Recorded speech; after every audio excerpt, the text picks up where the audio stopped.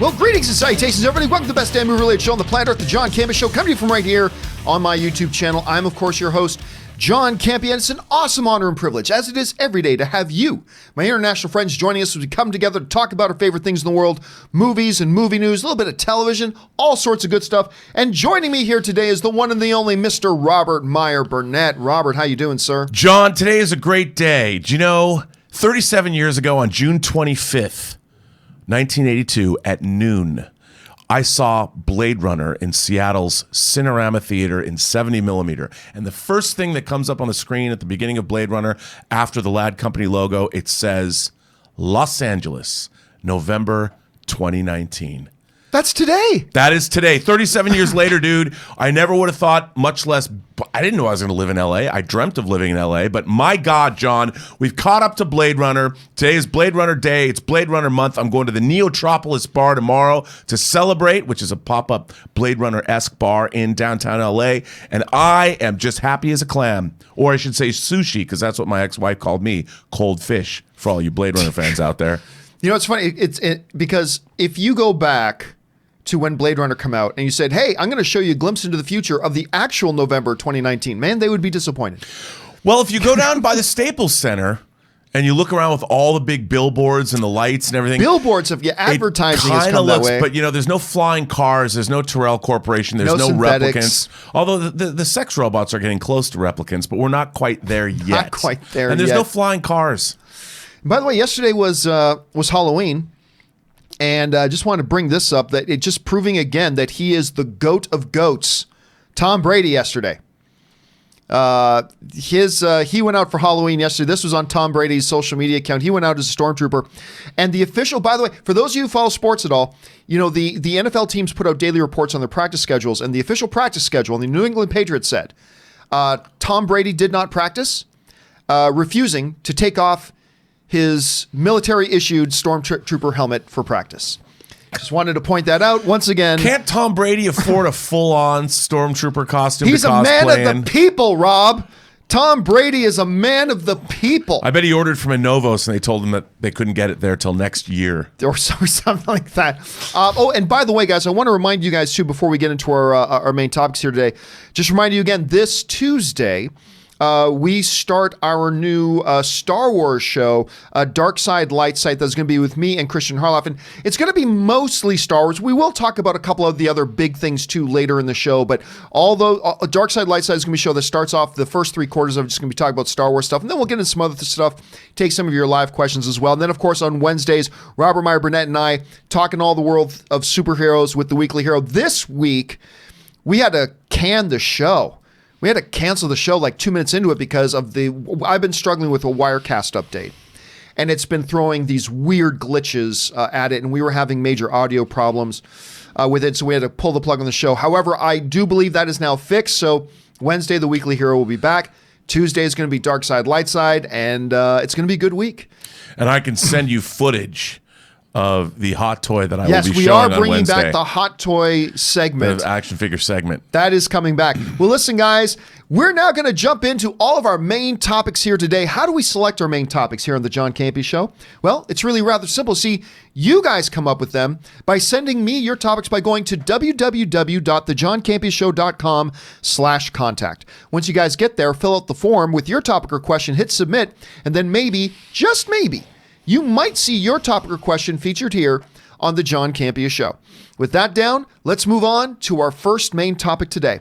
And our first main topic today gets sent in to us by Geeky Gator, who writes, Terminator Dark Fate is only just hitting theaters, and James Cameron has already come out talking about the clashes that he had with director Tim Miller. Doesn't seem like the best PR right before your movie is released. Why do you think Cameron said this? Is he trying to protect himself in case this movie bombs? All right, thanks a lot for the question, man. And yes, Terminator Dark Fate is out as of right now. It hit theaters last night. I enjoy this film. It is, as you've heard the common refrain lately, it is the best Terminator film since Terminator 2. Again, not a high standard, but it is. It's an enjoyable film. A great film? No. But a good, solid, little enjoyable film. I had a very good time with it. I think most people, not for everybody will, but I think most people will. James Cameron, though, recently sat down and talked about the process of getting this movie made and revealing that him and Tim Miller did not see eye to eye on a lot of stuff. This is what James Cameron said. He said, when asked about how many clashes did he and Tim Miller had, he said, I would say many. And the blood is still being scrubbed off the walls from those creative battles. This is a film that was forged in fire. So yeah, but that's the creative process, right? I mean, my work with Robert, that's Robert Rodriguez, on Alita Battle Angel was very different. Robert loved the script, loved everything, and said, I just want to make this movie. I want to make the movie the way you see it. And I was like, nah, you go make your movie. I had the reverse experience with Tim, which is Tim wanted to make it his movie. And I'm like, yeah, but I kind of know a little about this world. So he goes on to talk about that. Now, I believe the best thing to do when there is creative differences and clashes and challenges and stuff like that go on behind the scenes of a movie, that's where it should be left, behind the scenes. Leave it there. You don't need to air the dirty laundry. That's not good for anybody. That said, when I read this comment from James Cameron, I never got a sense that Tim Miller is my enemy. I never got that sense. And I think it was cleared up right off the bat when he said, right in the first bit of his statement, he said, that's the creative process. You know, like, look, great collaborators are not necessarily the ones, Rob, that will come together and just go, yeah, that's a good idea. How about this? Yeah, that's a good idea. How about this? Yeah, that's a good idea. Great collaborators aren't always the ones that just have a same hive mind and just agree on everything. Sometimes some of the most creative stuff ever done comes out of some tension. As an old biblical thing is, iron sharpens iron. But when iron is sharpening iron, it creates sparks, right? It creates friction. It can look a little violent. It can look whatever, but ultimately iron sharpens iron. So I got to say, I have no problem with James Cameron sharing this story. I think it's an interesting little bit of insight. Now, if he and Tim Miller were on bad terms, which clearly they're not, as a result of all this, well, then maybe I'd say keep this behind closed doors. But I think he was just telling a story about creative process. He had one experience with Robert Rodriguez, which he thought was a little bit too much one way. Like too much, oh yes, James Cameron, whatever you want to do, James Cameron. And then the other, which was a little bit more the other way. And I really think that's kind of cool to hear those stories as long as it doesn't get to the personal level. Like, Rob, I know you and I, but also, you with other people you've worked with, you also compartmentalize. Like, oh, we have a difference of opinion on a creative thing here. Okay, and we battle and we battle and we battle. And they go, okay, we've done battling. Now let's go grab a beer. Because, that's where it is. It doesn't always spill over into other stuff. So personally, I'm not surprised to hear two very creative people, one a legend in the business, had some creative conflict to, as James Cameron said, forge this movie in fire. I'm not surprised to hear it, and I don't think it's necessarily a bad thing, to be honest with you. Rob, you hear something like this, and you've worked in these environments for a lot of years. What do you make of Cameron's comments? Well, I think you're absolutely right. I think that I've been editing a film now, a feature film now, and while the stakes aren't nearly as high as they are with Terminator, you do have some knockdown, drag out creative battles in the editing room. But what's really interesting is that I think people that are really good at their jobs understand it's all about the good of the movie. What you have to be able to do is, your ego is part of it, but really at the end of the day, it's the film itself that will tell you what the answer to the problem is. And what you do is you try. I like to try things either way. And I believe at the end of the day, the film, it's self-evident. What works better? And I really think that it'll come out in the wash. And you do sometimes you have to there's some blood on the walls, like Cameron says, and that blood is what gets you to where you need to be. And I certainly don't think that Cameron is saying that, oh, Tim Miller, I can't work with the guy. I think he's saying that Tim Miller is a passionate filmmaker. And remember, before James Cameron was involved with Dark Fate, Tim Miller was on the film before Cameron.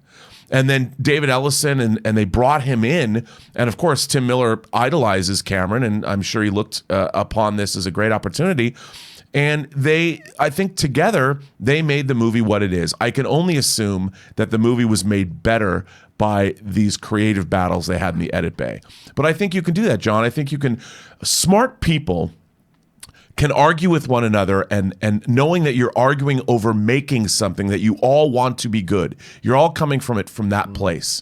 And Tim Miller and James Cameron are both guys who know what's good. They might have different opinions, but at the end of the day, they know what's good. And I think people can have those disagreements, and like you said, go out and have a beer at the end of the day. That's what professional, smart people can do. Especially, I like the way you're alluding to. It's like, when I know that you and I may have a difference of opinion on what's going to make this movie the best it can be, but I always know that you want the movie to be the best it can be, right. And you know that I want the movie to be the best it can be.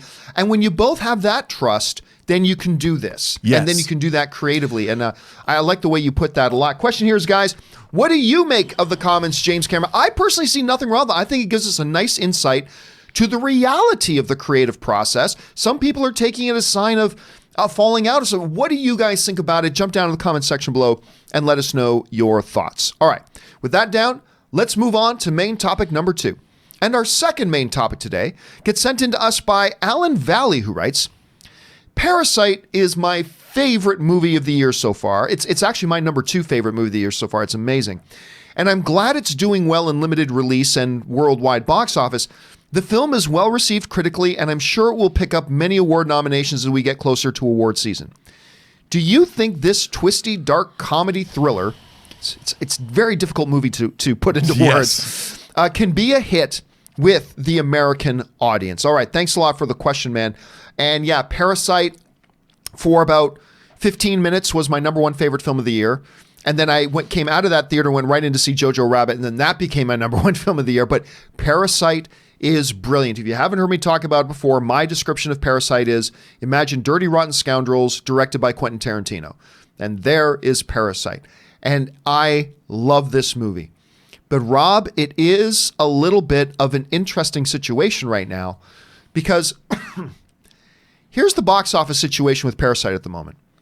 I believe as of right now, it's made in the neighborhood of $4 to $6 million in North America. It's made nearly 100 million worldwide. Nearly 100 million worldwide, but people in North America are not lining up to go see this movie, unfortunately.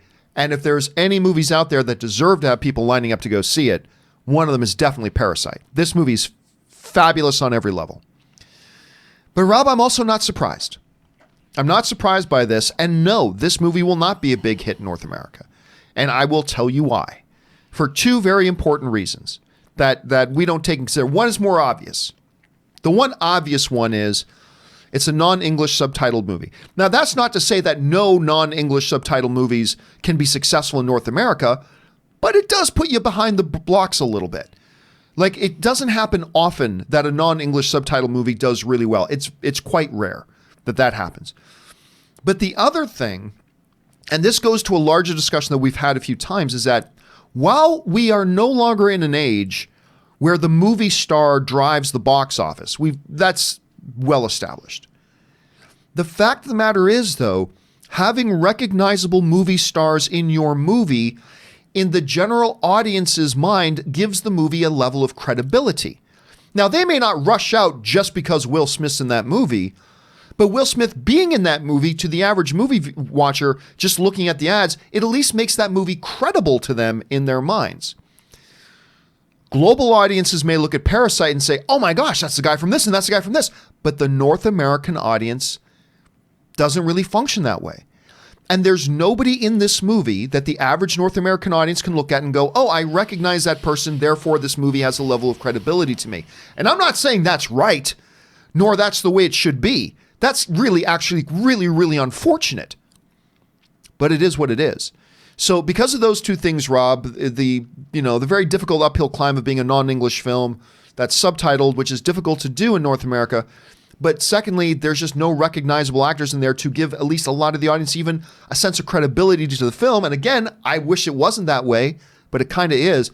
I think those are the reasons why this movie will continue to be one of the best of the year, and a very successful globally, but I don't think is going to be quite successful here in North America, unfortunately, even though it deserves it. Rob, how would you answer the question? Can it be a hit in North America? And if so, why or why not? Well, the irony is this movie speaks to the time we live in. It deals with class warfare, income inequality, but in a very interesting, very compelling way. And it's unfortunate. I grew up in Seattle where we had the Seattle International Film Festival. So I was exposed every year. I was seeing hundreds of movies literally from around the world. And we in America culturally, especially now, we see less and less foreign films than we did, say, in the 1960s. And people just aren't necessarily interested in exposing themselves to other cultures. This is a Korean film. And what people don't realize is, yes, Asian cultures might be a little different than we here in the West can be, but they're also dealing with the very same issues. And you have a master filmmaker here putting out a masterpiece of a movie that it's probably going to win Best Picture at the Oscars. And most people, if they would sit down in North America, if they took the time and they watched this movie, like you, like me, they're going to probably love it. But I just think we have an aversion to foreign cinema here, unless it's like Crouching Tiger, Hidden Dragon, or Life is Beautiful, a favorite movie of yours. Unless it develops Oscar buzz like this movie will, people will go see it. But there's so many wonderful movies from non-English speaking countries.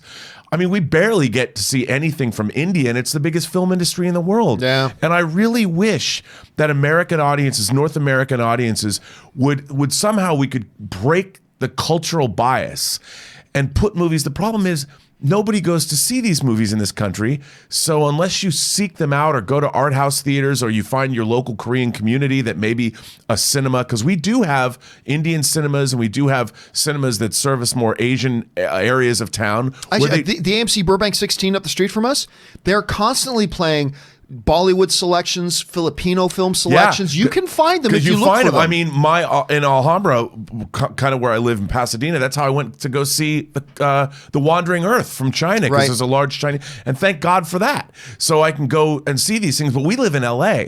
Let's say you live in the Midwest. Let's say you live in Wyoming. How are you going to see Parasite in Wyoming? I don't know, because it's the least populous state in the country. So I just wish that people would broaden their perspective a little bit more. But maybe that's what Netflix is for. If you really start delving into Netflix, I mean, there's great offerings from all over the world. And that's perhaps one of the great things about Netflix that nobody ever really talks about. And Netflix doesn't talk about them either. That's part of the problem. Netflix doesn't talk about them either. But there's some great, like, you do Google searches on what are the best Indian movies to watch on Netflix. And I mean, just do that as an exercise and spend a few weekends watching something you wouldn't delve into normally, and you might be pleasantly surprised. Because a lot of them are dubbed, even though I hate dubbed movies. Yeah, I prefer subtitles too. Anyway, guys, question is for you. How would you, number one, have you gone to see Parasite? You really should if you can, if it's anywhere near you. It's fantastic. Our audience would love it. Oh, yeah. It's so good, guys. But if you have seen it, do you think a movie like Parasite can be a big hit in North America? If so, why? If not, why not? Jump down to the comments section below and let us know your thoughts. All right. With that down, let's move on to our third main topic today.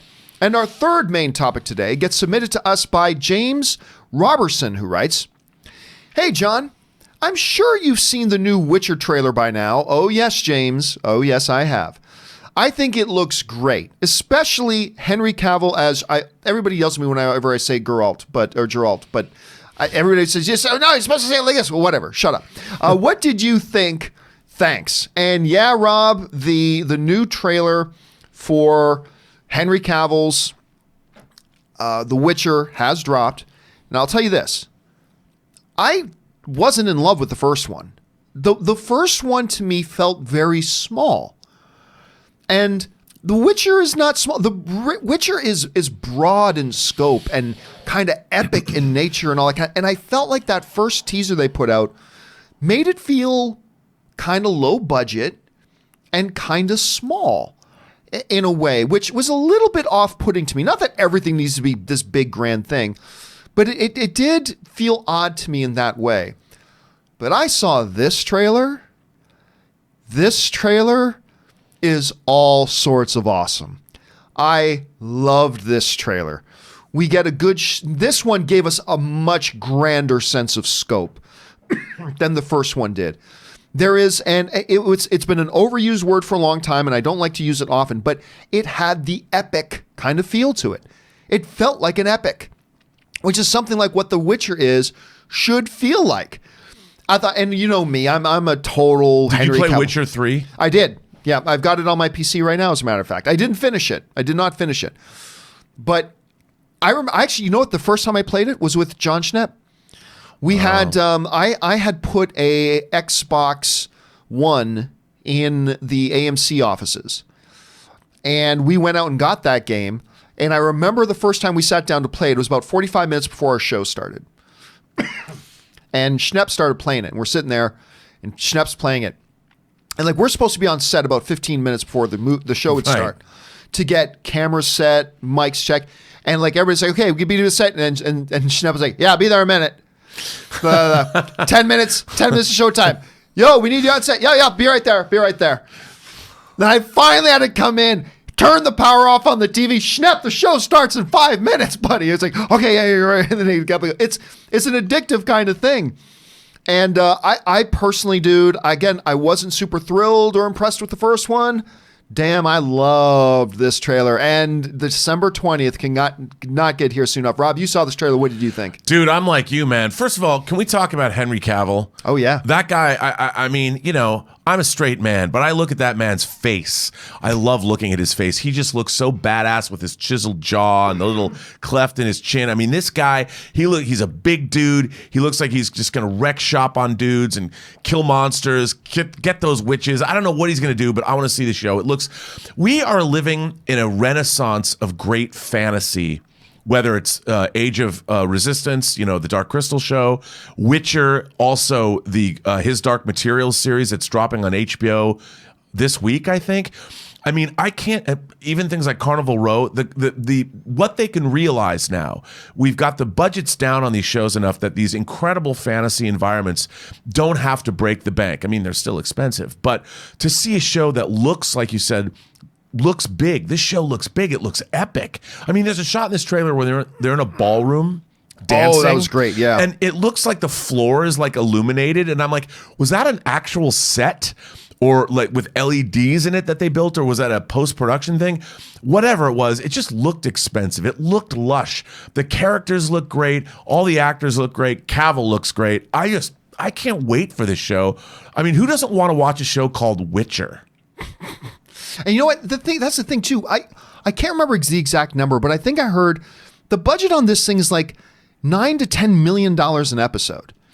And that first trailer, it did not feel like that. This trailer did. Yeah. And it feels great. It feels exciting. Guys, question is, have you had a chance to see this new trailer for The Witcher? If so, what did you think? Maybe you weren't impressed by it. Maybe you thought it was a little bit underwhelming. Maybe you're like me and you thought it was incredibly fantastic and can't wait for December 20th. What are your thoughts on it? Jump down in the comment section below and let us know your thoughts. All right, with that down, let's move on to main topic number 4. And our fourth main topic today gets submitted to us by Donald Grayson, who writes, Greetings, John and Rob. Just wondering if you saw the interview where one of the writers of the Fast and Furious franchise implied that justice for Han, that's a good thing Rob's here, that justice for Han was indeed on the radar and was on the way. Do you think this is just lip service, or do you think there really is something coming? But I mean, what can they actually do with Jason Statham now being such an important part of the series? All right, thanks a lot for sending that in, man. And yes, what he's referring to is that one of the writers and producers of the Fast and Furious franchise, including the writer and producer of the Hobbs and Shaw movie himself, Chris Morgan, he was recently quoted as saying this. Well, the only thing I'll say about this is, listen, I came in on Tokyo Drift. I'm a huge fan of that character, talking about Han, and Sung Kang. And you're right, we've been, over the course of the films, there's a big arc, and that's a debt that's owed. And I would just say, for an audience, everybody involved in the films loves all of our characters. We're aware of all the character arcs and what needs to get paid and where we're going. And I would just say to an audience, just wait. Just hold on. Not a real comment beyond that, other than we love the characters just like you do. Now, of course, one of the great advancements in cinematic history was offing Han. Hashtag Han had it coming. But there are those out there who cling on to this idea of justice for Han. One, of course, is one great Mr. Robert Meyer Burnett. So this is a comment that started making its rounds. And Rob, this isn't the first time that we've heard one of the creatives involved with the Fast and Furious franchise start to allude to the fact that this ever elusive justice for Han could be on the way. Let me ask you what the emailer asked. At this point, considering how vital and interwoven Jason Statham is becoming to the franchise as a whole, do you think they're actually going to do a justice for Han moment that brings us full circle? Do you think he's just giving some lip service to right now? And is this something they even can do at this point? How do you think this is going to work itself out? Han isn't dead. Han isn't dead, people. He's been hanging out with the Emperor. No. I think we're going to see a little bit of retconning going on. You know, we saw retconning with Jason Statham talking on his phone when Han's car was burning in the street. I think Han slipped out of there. He saw that Jason Statham, somebody tried to take him out. And like he was laying low in Tokyo, as it were. I have absolutely no problem with the idea that Han slipped out. He's like, someone's gunning for me. Someone's gunning for us. He laid low. He's going to come back when it's important. And Han isn't dead. And you know what? On that day, John, on that day, I probably am going to like build a huge bonfire in my backyard. And I'm going to run around and I'm going to scream or sing the Barracuda, which is from Tokyo Drift. It's on the soundtrack, into the night sky, and probably nude with a tambourine, my Prince tambourine. Of course, you got to have the tambourine. I mean, it's just not the complete picture without the tambourine. So you really, I mean, you're not just kidding, right? You really do think that they're going to say that Han actually survived the incident. Kind of like, what was the name of the character in Walking Dead that everybody thought they ended an episode with? It's one of the classic characters, the one that Negan killed. It looked like he was dead, and then the next episode, he hid under a dumpster. Yeah. You think they're going to pull that with Han? Yes, and goddamn, they should, man, because everybody wants Han to come back. Nobody wants Sun Kang dead. And how? Imagine. I think that's what's going to happen in the ninth Fast and Furious movie, because Justin Lin, my boy, is back directing. Nice. And Justin Lin, who created the Han character with Sun Kang in his own movie, Better Luck Tomorrow. Han came from a different franchise. Don't forget that. That's right, yeah. Han is coming back from the dead, dude. You heard it here first. He's going to be in Fast and Furious 9. Maybe it's a post-credit sequence. Maybe 10. No, he's coming back in 9. He's coming back in 9. He's coming back in this new movie. I can guarantee it. I hope. I can't guarantee it. And then an eventual face-off between him and Jason Statham, well, maybe? The thing is, if he's not dead, maybe they've all been manipulated by the same people. Cypher, who knows? Yeah. And I think that it's going to be a glorious moment, John. It's going to be better than Palpatine coming back, let me tell you. All right, guys, you heard it here. Robert Meyer Burnett is telling us Han is coming back. Question is, what do you think about the comments from Morgan there? Do you think we're going to see some form of justice for Han? Maybe it comes in the form of the return of Sun Kang as Han, as Rob thinks it is. Maybe you agree, maybe you disagree. Jump down to the comment section below and let us know your thoughts. All right, guys. With that down, let's move on to our fifth and final main topic today. And our fifth and final main topic today gets sent in to us from Tom. I wonder if it's Tom Brady in his Stormtrooper outfit. How great would that be? With the Benioff and Weiss departure being revealed, do you think it's more or less likely? This is a question that's been asked a lot lately. Do you think it's more or less likely that we see Rian Johnson's Star Wars project come to fruition? I know he's made comments lately making it sound like it's off, but maybe there's a chance that this clears up space on the schedule for what they wanted to do with him. All right, thanks a lot for sending that in, Tom. And yeah, like one of the big prevailing questions that's been going on is, Well, I mean, because again, it's been in question a lot here about whether or not the Rian Johnson trilogy is actually going to happen. I don't think it is. Not based on any insider information. That's just me as a fan speculating. But I don't think it is. We recently heard Rian Johnson say, man, yeah, I mean, who knows what they're going to do? I mean, if it actually happens, I would love it. And then he kind of walked that statement back later, but it was already, the cat was out of the bag. Do we think that Benioff and Weiss now leaving, does this increase the chances that his thing will actually happen? Now, I don't normally do this, but let's go over to our question of the day first. I made that the topic of today's question of the day. I asked you guys, do you think the departure of Benioff and Weiss increases the chances that Rian Johnson's Star Wars trilogy will get made? And you guys, I just put this up before the show started. A little over 1,200 of you have voted right now. Right now, it's close. 44% of you right now are saying, yes, you think this increases the chances of Rian Johnson's trilogy getting made. 56% of you are saying, no, it does not. So this is one of the closer ones that you guys are discussing right now. Let me tell you what I think about this right now. Now, again, the baseline here is this. I have not heard from anybody that the Rian Johnson thing is officially off. I just look at the landscape as a fan, just like we all do, and I've come up with my own guesses. And my guess is I don't think it's going to happen. It very well may. It very well could. But I don't think it will. And I don't think, Rob, for 1 second, that the departure of Benioff and Weiss increases the chances of Rian Johnson's thing happening. And I'll tell you why. The reason I don't think Benioff and Weiss's departure increases the chances of Rian Johnson's happening is because I never thought for a second that Benioff and Weiss doing their films was hindering the potential of Rian Johnson's. I don't think the thing potentially derailing Rian Johnson's trilogy had anything to do with the Benioff and Weiss trilogy. Therefore, if their trilogy was never an impediment to Rian Johnson's, then their departure doesn't change Rian Johnson's situation at all.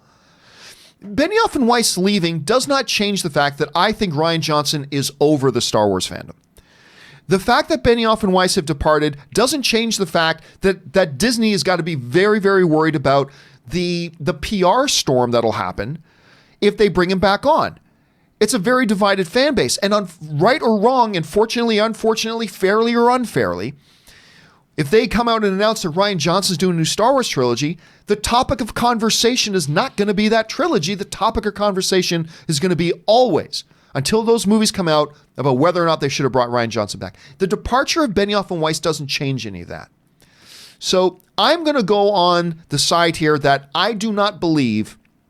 Look, if Johnson's trilogy is happening, it's happening. And if it's not, it's not. And I just don't think the Benioff and Weiss situation has any implications on it whatsoever. Now, some people might say, well, now they really need something because the Benioff and Weiss things are done. Guys, there's 1,000 filmmakers out there. There's 1,000 different things they can do. It's not like oh my gosh, the only option we have right now is Rian Johnson. So, listen, his project's going to happen or it's not. I just don't think the Benioff and Weiss thing has anything to do with it. That's how I see it at any rate. Rob, you look at this question. It's a multi-layered question, but how would you respond to that? Well, we all know that on the 27th of this month, Rian Johnson's movie Knives Out comes out. Yes, it does. Which he wrote and directed. It's an original piece. He's an auteurist director. And I think Rian Johnson is at his best as a filmmaker when he's working on his own material. And if I were him, and you were getting all kinds of accolades for Knives Out, you have an incredible ensemble cast that by all indications, at least everything I've seen, because I've watched a lot of the cast talk about the film, they loved working with him. They loved working on this film. Rian Johnson, does he really want to go back into the fray? Does he really want to go make a Star Wars trilogy? Now, I can understand it could be lucrative, but as a filmmaker, why would you want to do that to yourself in this climate? And I think if I was a betting man, that he's not going to come back. Now, it's not his call to say that. I'm sure that behind the scenes, look, once Kevin Feige announced that he's doing a Star Wars project, in my mind, yeah, all bets are off. The slate is going to be cleaned, and they're going to go back and they're going to go with Feige. Because if you were Kathleen Kennedy, wouldn't you want to do that? Why put up with it? Why listen to it? Like if Mandalorian comes out and is great, and Rise of Skywalker does great at the box office, people are enough. The slate is clean. We're done with the Skywalker saga. Let's start new. Let's start new with the guy that made Endgame. We don't need to have any more weirdness happening. And I think and I don't think Rian Johnson needs it either. He's got Knives Out, its own thing. He wants to go back. Let him do his own stuff. If I were Rian Johnson, I'd be like, you know what? I'd wipe my hands as much as I did my Star Wars movie. I fulfilled my childhood dream. Now I'm going to do what I do best, which is write and direct my own material. So I don't have to listen to people bitch. And I can get accolades, and actors I love work with me, and I can go do something that's mine, that's original, and who knows, maybe someday he'll create his own space epic. Yeah, I mean, listen, the dude's about to get Oscar nominations, either as a director or a writer, or overall as a producer for his actors will get Oscar nominations. I mean, he's about to get some Oscar buzz. He's about, and like coming out into that high, I just don't see why he would want to come back. Why would you want to? There's absolutely no motivation. Like if you make your delicious homemade chocolate pie and bring it to your buddy's house where about 10 of your friends live, and they all crap on it, or half of them yell at you and throw your pie on the ground and stuff like that, you're going to go back and make a pie there again? Hell no. You're going to take your pie where your pie is appreciated.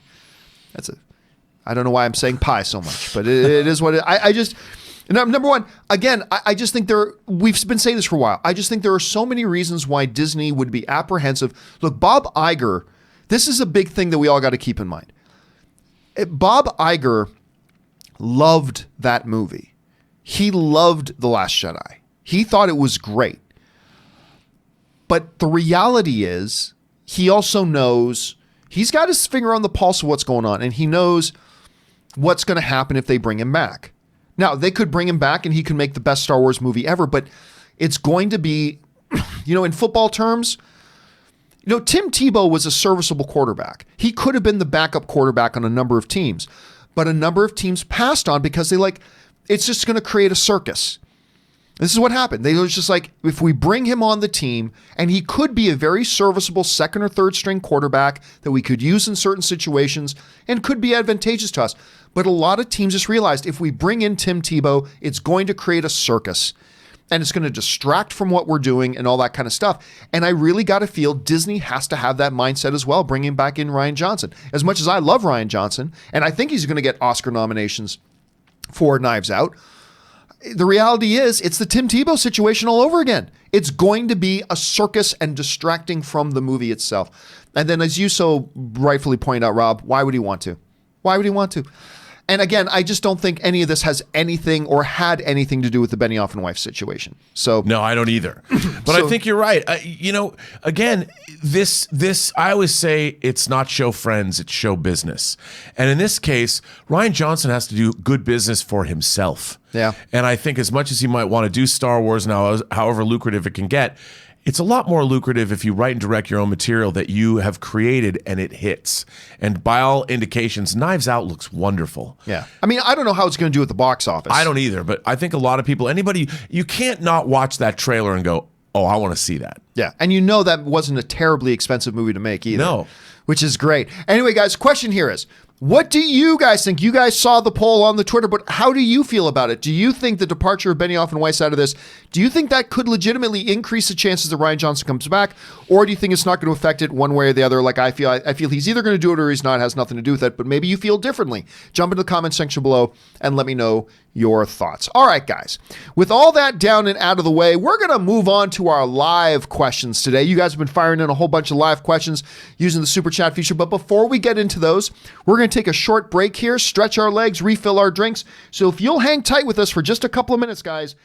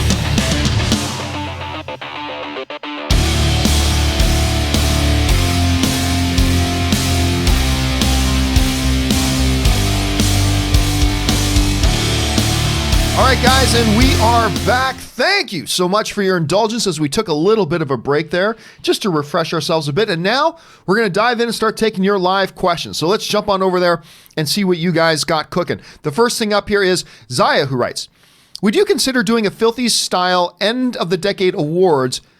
You know what? I got a feeling you asked this yesterday. Basically awarding the best of the decade, like Best Picture or Actress, etc. Either you asked this or somebody freakishly asked a very similar question this yesterday. And I hadn't thought about it, but I like the idea. Yeah, from 2000 to 2019, a decade awards, the Filthies, for the entire decade. I like the idea, and I think I will do that. I mean, let me think about it a little bit more, but I like the idea in principle, so we'll probably try that. All right, Jason Espinoza writes, saw Dark Fate, and 49ers are 8-0. It was a good night. Looked a little iffy there for a bit, because Ann and I were out last night. My wife's been gone for about 5 days on a work thing, so we went out last night. We were in this place where they had a lot of sports TVs on. Tell you what, though, they were given a run for their money last night. Yep, I watched the end of that game. There was a rally happening. It was, and they started to look a little bit concerning. But I tell you, man, Jimmy G dating them porn stars. It must be doing something for him. God, I hate the 49ers. I like Jimmy G, though. I like Garoppolo. I really do. He was a backup for Tom Brady. And I actually quite like him. Anyway, this is a placeholder name writes, do you know any good silent films? Well, like modern? Not really. Although one was nominated. Wait a second. Did the one win Best Picture? Yeah, The Artist. The Artist. Did that win Best Picture? Yeah. Yeah, I knew it was at least nominated. But, I mean, then you want to go back. Any Charlie Chaplin thing. I mean, you got to go back and watch a whole bunch of Charlie Chaplin. Harold Lloyd. But come on. One of the greatest science fiction films ever made, 1927's Metropolis by Fritz Lang, or Murnau's Sunrise. Watch either one of those. You can't go wrong. Next up writes Gabriel Reed, who writes, one of two, watch The Shining for the first time in my adult life. Don't hate me. Hey, listen, it's been a little bit since I saw The Shining too, but I have to say I'm very perplexed by it, but in a good way. What I love about it is that it can be viewed by in a bunch of different ways, and I never do this on a first watch, but I need to see it again. And Rob, it really is a film that you can interpret several different ways. And when you go in to watch Dr. Sleep, they interpret the events of The Shining in one way. Of course, there it's more of a direct translation from Stephen King's book, so take that for what it is. But it really is. It's a movie you can look at in different ways. And I'll tell you what, watching Dr. Sleep has given you the most firm view of The Shining that I've ever had. But how have you always looked at it? Well, you know, Stephen King didn't like Kubrick's version of The Shining. I find it very interesting that The Shining has now been... Remember, Dr. Sleep is both a sequel to the novel and the movie because it uses a lot of the iconography from Kubrick's 1980 film. Isn't it crazy that if you look at Ready Player One, which goes back into the Overlook Hotel, and they basically recreate The Shining. And when I'm watching Dr. Sleep, I'm like, I remember all this from Ready Player One. Yeah, it was so great. And it's such a strange thing that Kubrick's movie has now been used as the basis for two other different movies that they've. It's strange. He would have probably loved that, but you know, I think. Is The Shining really a movie about a man battling his own demons, his own creative demons, his own perhaps demons of addiction that he's in the throes of? Or is it really a supernatural thriller? Is what's going on literal? Is it figurative? And that's what's so fun about The Shining. And Stanley Kubrick is my favorite director. And that is not it's not my most favorite Kubrick movie because I'm also a huge Stephen King fan. But I think the multiple interpretations are great. And the end of the movie, there's photographic evidence that things change again. And I really enjoy The Shining. I think it's a movie that holds up. And if you really want to have your mind blown, watch a documentary called Room 237, where all of these people have all of these it's a documentary about The Shining and all the outlandish theories people have about The Shining itself. How The Shining was really Kubrick's apology for staging the moon landings. By the way, that's BS. We really did go to the moon. By the way, you're going to like Dr. Sleep. I can't wait. I know you're going to like Dr. Sleep. I read the book. Rose the Hat, man. Rebecca Ferguson. Oh, woo! She's so good in it. Shazney in Quiver writes, Henry Cavill is an absolute star. Witcher looks fire. Henry Cavill, I've been saying this for years. And you look, Henry Cavill didn't fall out of the sky when they were casting Superman. He was the runner-up to play Superman to Brandon Routh. He was the runner-up to play James Bond to Daniel Craig. This was a guy that basically, again, sports analogy, the scouts had picked as a can't-miss prospect. They knew this guy had all the talent in the world, and it was only a matter of time. And I love this dude, whether he's Superman, whether he's in The Tudors, he was so good in that, by the way, whether he's in A Man from U.N.C.L.E., which is a sorely underrated movie that should have become a huge franchise. I just love this dude. And you're right, the trailer looks fantastic. You know, there's a book that I called The Last Werewolf that, as far as I know, it's by Glenn Duncan. It's owned by Ridley Scott's company. I love it. It's part of the first part of a trilogy. He needs to star in The Last Werewolf. You heard it here first, people. Somebody should make that movie. Hire him, make that film. Today's all about hearing it first from Robert Meyer Burnett. That's right. Magic K writes, enter Blade Runner, LA November 2019, Rob. You were pointing that out yourself. Sushi. That's what my ex-wife called me. Cold fish. All right. Fried cheese macaroni ball. That sounds delicious. Dreams. Shows without the business element.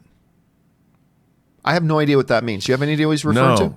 Oh, shows without you dream up shows that have no bearing on whether they cost a lot of money or you have to make money with them. You can just make not up. Not really clear. Oh, dreams. No, that's what he's saying. He's saying that dreams, our dreams, all of our dreams are like watching shows, but they're not, they don't cost anything. Okay. That's an intriguing way of looking at it. Yeah. Guy Volt writes, UFC 244, so many fights. Masvidal versus Diaz.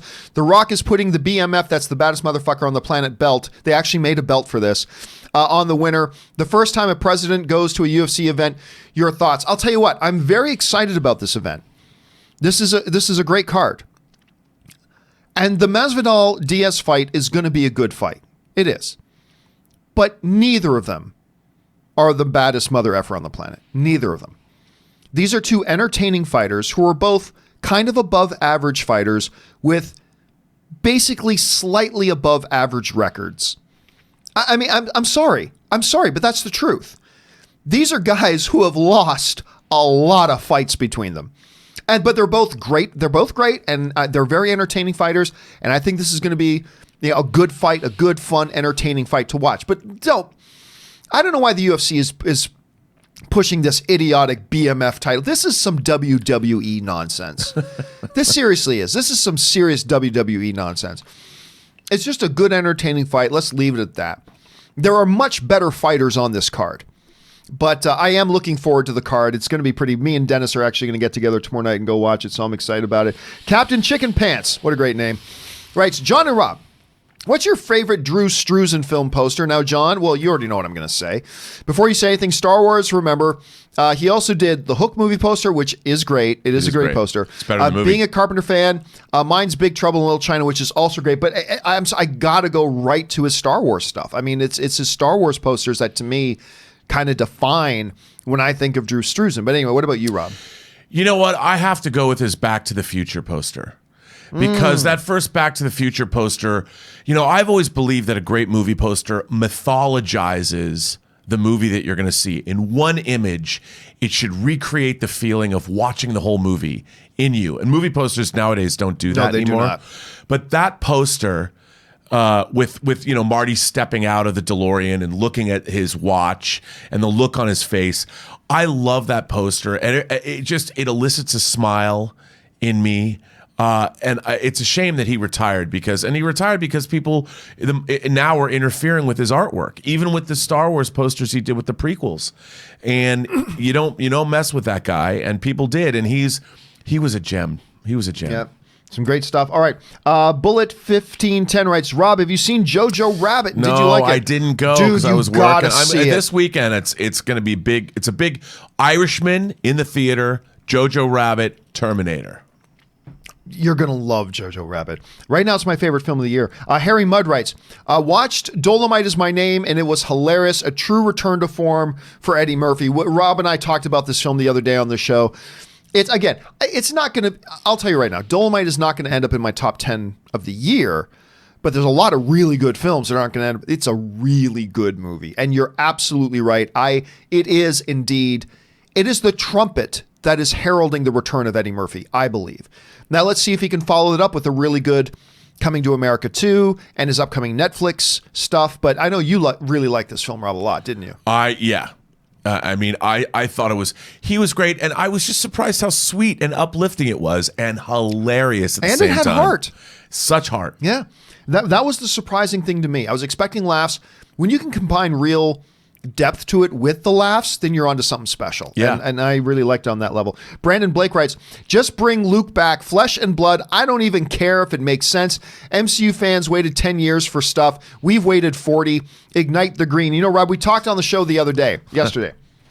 Somebody asked, I've always said I think there's a 5% chance that Luke is actually alive.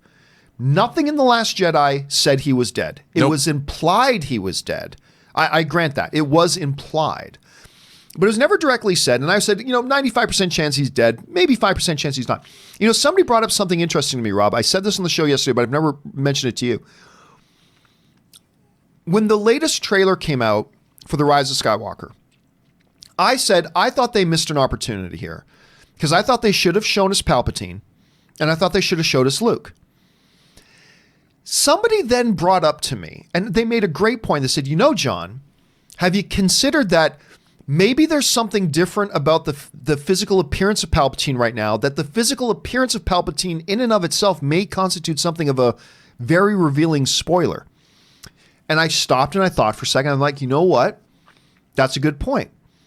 I mean, if Palpatine suddenly has a robot body, they probably shouldn't show that in the trailer. But it got me thinking. Well, they didn't show. Why not show us Luke? We know Mark Hamill's in the movie. We heard Luke's voice. It's not like they're spoiling anything by showing us Luke. But what if he's alive? What if you can't show us Luke because you're going to show us Luke and he's actually flesh and blood? Now, again, I don't think that means he's alive, but it did make me bump my 5% chance he's alive to 7% chance he's alive, because that would make it, there's still many other possible explanations. But if he's alive, that would explain why you have all the trailers now out and you've never shown Luke, even though you've let us hear his voice. If he's alive, that explains that. What do you think, Rob? Well, there's all these spoilers out. I heard and all these spoilers about how the movie ends are the same. They're all the same, which I heard which leads me. They're all hearing it from the same place. They're all hearing it from the same place. Here's what I think happens at the end of this movie. You bring back Palpatine, right? Why wouldn't you bring back Luke? You want to end this trilogy. You want to slam dunk this into everyone's face. Whether Kylo Ren gets thrown off a building or Rey is beaten down, which I think is going to happen. What do you think would happen, John, if at the end of this movie, Luke steps out with his green lightsaber and Palpatine is about to take Rey out? She's fought the good fight. Maybe she has. But remember I talked about how she's going to get all the energy? Yep. It's Luke who steps out with all of the Force ghosts behind him, whatever. I'm telling you, I'm thinking about it right now. Dude, they know. They know. If Luke comes out with that green lightsaber and all the Force ghosts, it doesn't matter what anyone thinks of that sequel trilogy. It doesn't matter what you think of Last Jedi. You, as a Star Wars fan, you would go bananas. The whole thing would be redeemed. People would stand up in their seats. It would be the most epic thing anyone has ever seen in any Star Wars movie ever. And they have the most epic battle.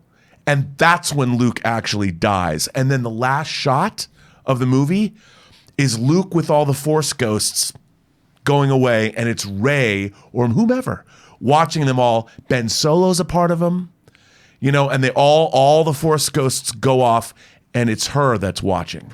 Who wouldn't go bananas? Wouldn't you go crazy? Well, I would go crazy. In the words of Chris Carr, there would be a lot of soup goop.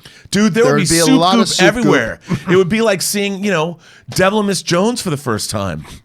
All right. Next up, Suthius writes. Just don't get my hopes up like that, Rob. I know. You know what? The problem is we just made a better ending than we're going to get. well, I mean, very fan servicey, but Anyway, Suthius writes, "Hey guys, already binged Jack Ryan season 2. It's good. I have no doubt. I mean, John Krasinski's on a big They roll. dropped it a day early. It was supposed to drop today, and they dropped it yesterday. I had to finish this video. I'm like, oh man. I'm looking. Yeah, I haven't started I love watching the yet. first but season. I really, really like this. All right, Suthius also writes, "Finally saw Toy Story 4, and I loved it. Very funny. Can't decide for top spot with Toy Story 3. Bo Peep reminded me of Ray, very capable of herself because of being on her own for so long. Great ending for Woody." Dude, look, for me personally, Toy Story 3 still holds a top spot for me. For me, Toy Story 3 is still the crown jewel of the Toy Story franchise, but they are all 10s. They're all 10s. It's ridiculous, and that's why people always look at me really funny when the conversation of the greatest film franchises that I will throw in there in the conversation, Toy Story. Oh, come on, toys. They're amongst the greatest films ever made, and they're all 10 out of 10. And you're right, 4 was fantastic. Did you finally get a chance to see 4? Yeah, I know you hadn't for a while. You know what? I liked it. It's a Pixar movie, so it's good, but it wasn't Toy Story 3, which I just thought was a great. I understand where it went, and I think I'm happy it got made, but I still think Toy Story 3 would have left that trilogy off, and it would have been sublime. But I get why they made Toy Story 4. It's certainly a respectable film in its own right, and it has something different to say, which is good. But it wasn't my favorite. No, it wasn't my favorite either, but I loved it. Yeah. It's a delightful. When have they not made a delightful film? And I thought what it had to say, where they went with it, was a really interesting message. But it was more of, wouldn't you say it was more of sort of Woody's story? Well, somebody said to me, and I really like the way they put it towards what you're saying. They said, Toy Story 3 was the end of Andy's story. Toy Story 4 was the end of Woody's. Yeah. And that's very, very true. And that actually, yeah, when they said that to me, I'm like, that's it. You just nailed it. I think that was it exactly. And but Andy was us. Yes. We are Andy. Yep. So. Yeah, I agree. All right. Suthius also writes, "Saw The Mummy. I like it. Want more Dark Universe." So you're not going to get it. By the way, I did not hate The Mummy. I'm one of the few people who I didn't hate it. Well, I didn't think it was great, but Yeah. I didn't hate it. I thought it was pretty good. I mean, well, maybe pretty good's a bit much. It's fun. I mean, it was fun. It's a B movie that costs way too much money. Yeah. Ryan Lohner writes, David Harbour says the common word thing, nothing there. Ryan Johnson says the common word if, panic. Well, you're oversimplifying it, Ryan. You're oversimplifying it. Because it wasn't just the word if. He was clearly indicating that, hey, this thing that we always said was happening may not be happening. So I think a little bit there, Ryan, you may be oversimplifying it just a little bit. Jeremy writes, favorite sports film? Mine is Remember the Titans. I am constantly going back and forth, Rob, between a couple of them. One is Best of the Best with Eric Roberts and James Earl Jones. I listen, there's only about, I can count on one hand the movies that have made me cry. Best of the Best. The ending with Dahan and Tommy. And the gold medal. That gets me. That's a man's film right there, buddy. That's a man's film. What about The Champ, John? Do you cry at the end of The Champ? Which one's The Champ? John Voight and Voight. Ricky Schroeder. I mean, that's some cry time at the end of The Champ. I personally go back and forth quite a bit between Best of the Best and the Russell Crowe movie Mystery Alaska, which I think is a horribly underrated film. Mystery Alaska is good. I love that one. What would you say is your favorite sports film? God, I have a lot, but I love The Natural with Robert Redford. Yeah, a lot of people it. love that one. And there's one of my first favorite sports movies that no one talks about anymore is North Dallas 40 with Mac Davis and Nick Nolte, which is a football movie. I have the soundtrack for that movie. And I love like Slapshot. I love the original Longest Yard. Yeah, you're talking Paul Newman, Burt Reynolds. And I gotta say, one of my favorites, I have to say it, Oliver Stone's Any Given Sunday. Oh, I love that one. We fight for every inch. I'm not the biggest sports That's fan. where Al Pacino's in bed with the girl from Saved by the Bell. Isn't it bad that that's how I remember Any Given Sunday? Elizabeth Berkley. No, and I love sports movies. Even because sports is real life drama.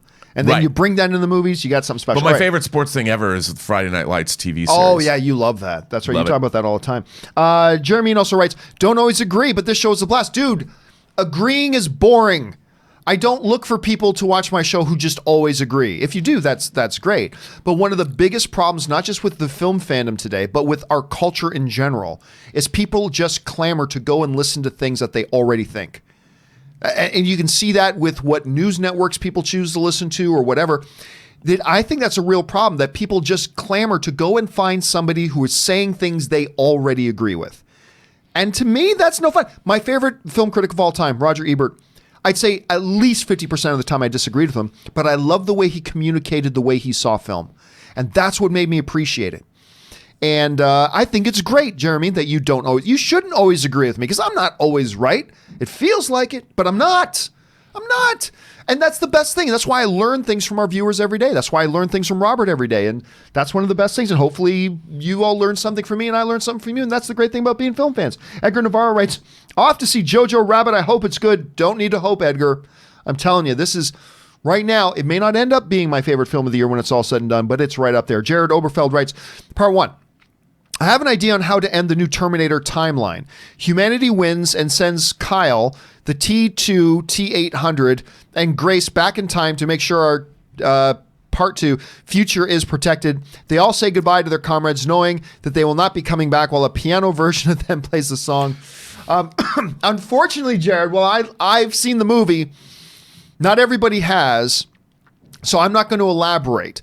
But for those of us who have seen the movie, we can appreciate what it is you're saying. But I cannot risk elaborating and talking about what you just said at the risk of spoiling something. Do they use the Terminator theme? You know, the... Yes. Okay. And at all the right points. Cool. At all the right points. Because I'd be bummed out if they didn't. They do. All right. Jared also writes, by the way, Miller does to Terminator what he did to Deadpool. I'm not going to go out... I'm not going to say that Terminator is as good as Deadpool. I mean, to me, it's different. But Terminator was a dead franchise. Let's face it. After the last couple movies they put out, especially with Genesis, or Schnepp would always say Genesis, it was a dead franchise. And I'm telling you what, this isn't the greatest movie in the world, but I believe this film, Dark Fate, can breathe life back into this franchise. It ain't going to do well at the box office. That's more of a consequence of the past 10 years of crappy Terminator films. Don't you love Terminator Salvation a little? No. I like it a little. A bit. They make great hot toys from Terminator Salvation. Oh, I wouldn't doubt it. I wouldn't doubt that. All right, let's see here. Oroku Saki writes, John, have you ever seen Once Upon a Time on Netflix? P.S. Watch like the first 2 episodes, and if you like them, you ain't going to be disappointed. I don't know what any of those things are. Is that the ABC TV? Is that the Oh, yeah, there was an ABC show called Once Upon a Time. Was it ABC? Yeah, and actually a friend of ours, a friend of, actually a sorority sister of Anne's, who's a friend of ours, Jamie Chung, was in that for a little bit. Oh. Then she went on to be on The Gifted, the X-Men. She was Blink in The Gifted. And she was in Zack Snyder's Sucker Punch. She's great. Jamie's wonderful. And she's turned into a great little actress herself. But no, I've never watched the series. Never watched the series. Did you ever watch it? I've never watched it. I know it was kind of popular for a while, though, but I never did get into it. You know, something has to be really good for me to watch Network, or something has to be really bad like Manifest that I can't stop watching. You just hate watch it. And it's coming back. Harry Mudd writes, Michael and Sarah has a voice unequaled, booming with, probably meant pathos, and authority. So he wasn't he like Kang in Star Trek? Dude, nicely done. In the 3rd season episode Day of the Dove, he also played John Singing Rock in the horror movie The Manitou. And he was also in Buck Rogers. Oh yeah, yes. And then he was the voice of one of the villains in the Batman animated. I think he was Mr. Freeze. Michael Ansara was he was so great. And if it's the right, I guess it is right. You're right. His voice. He was so good. He had a booming, great voice. Let's see. Nick Garula writes, 12 days Skynet goes live, a.k.a. Disney Plus can't wait. Oh, God, it is just 12 days. Dude. We're 12. You know what, Ann and I, before we went out last night, we got caught up, because one of the shows we watched together is Mayans. I really like Mayans. Not as good as Sons of Anarchy, but a really worthy spin-off show. Really worthy. Anyway, we're watching Mayans last night, and the newest Mandalorian TV spot came up, and it's like, and Ann turns to me and goes, "That's looking really good." I'm like, "Hell yes, it is." 12 days. I'm not even thinking about all the other stuff that's coming on Disney Plus. It's just, and all the stuff that's launching with Disney Plus, like all this catalog they're going to have on there. I'm just focused on Mandalorian. So I'm just excited to see all the 8 IG units between 11 IG and 11? 88. There's going to be 77 other IG things coming out. All right, Kyle Ginder writes, did you see Tom Hiddleston's and Charlie Cox's dress up as each other Marvel characters for Halloween? I love seeing this camaraderie in the Marvel family. We actually talked about this and showed the picture on yesterday's show, Kyle. So for those of you who didn't see it, so right now Charlie Cox and Tom Hiddleston are starring in a show together on Broadway. And they decided for a Halloween party to dress up as each other's characters in the MCU. Charlie Cox, and they were both cheap costumes. So Charlie Cox wore this Loki costume, and Tom Hiddleston was dressed up as Daredevil. It was a really good. Did you have a chance to see that picture? Yeah. It was really, really cute to see. I like seeing that stuff. All right, Chris Warden writes, on this day in 1992, the X-Men animated series made its debut. In my opinion, this was the show that made the X-Men a worldwide pop cultural phenomenon, and you can't ever bring up the X-Men animated series without me breaking into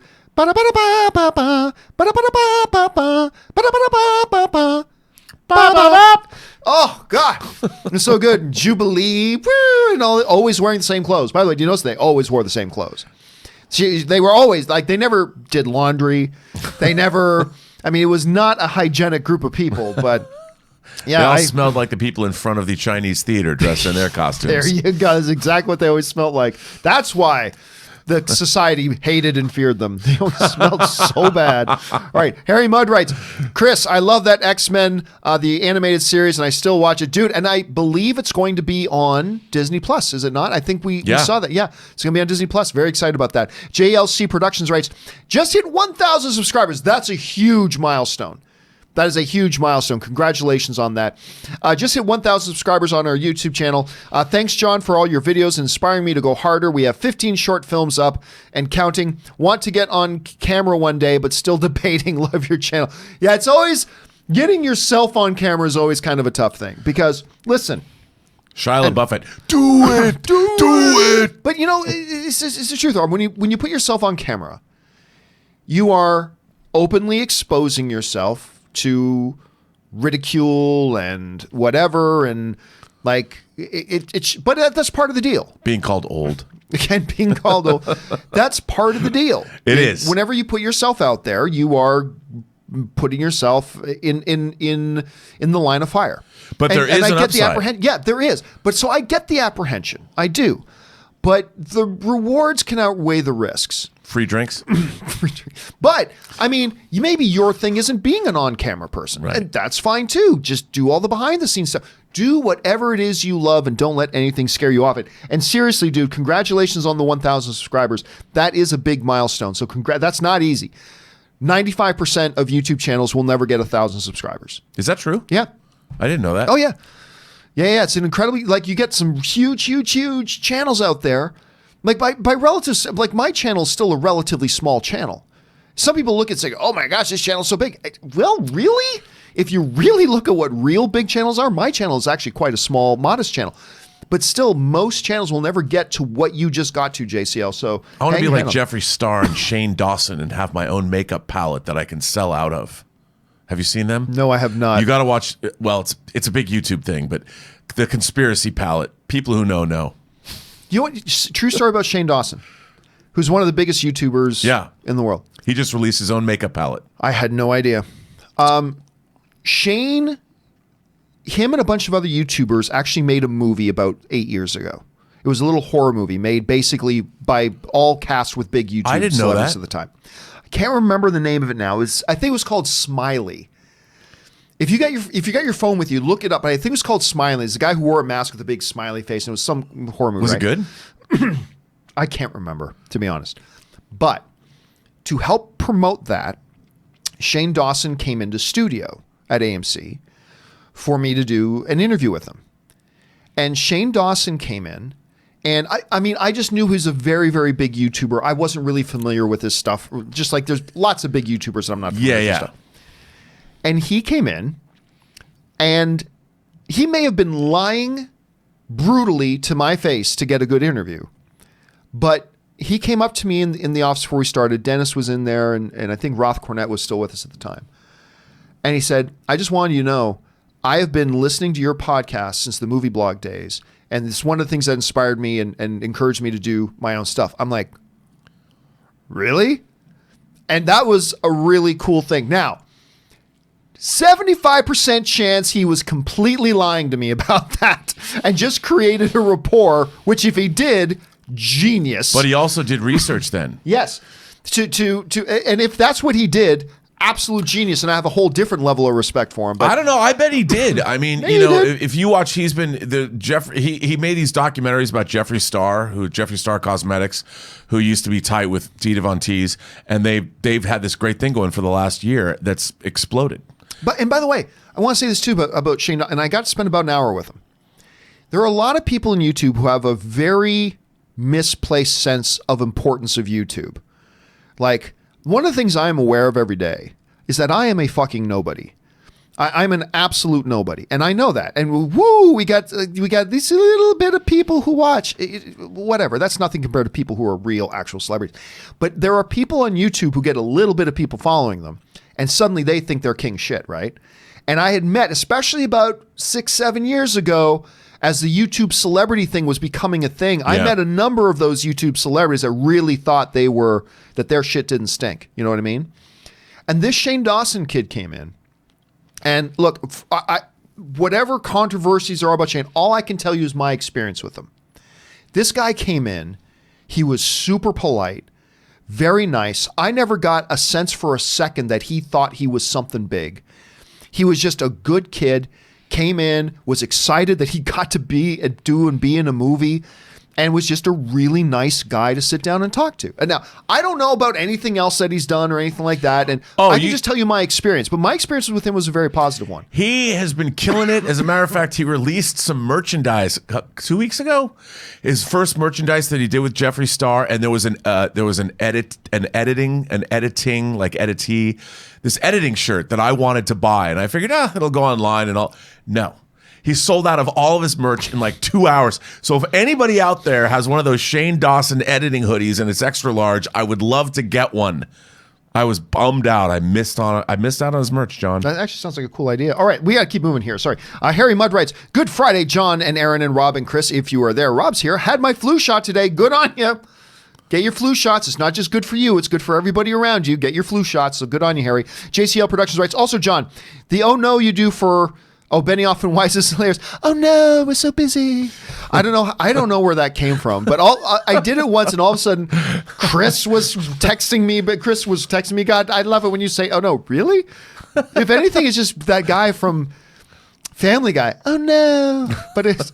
Oh, we were so looking forward to Star Wars, but oh no, we're so busy. Anyway, thanks for that, JCL. Cinema Reviews writes, Justice League released in theaters November 17th, 2017, the 16th anniversary of the premiere of the Justice League animated series. Probably a coincidence. Yeah, I'll go out on a limb and that was a coincidence. But still cool. And listen, I am still an unabashed defender of the Justice League movie. I like Justice League. I saw it 7 times in theaters. I enjoyed it. It's not the best movie.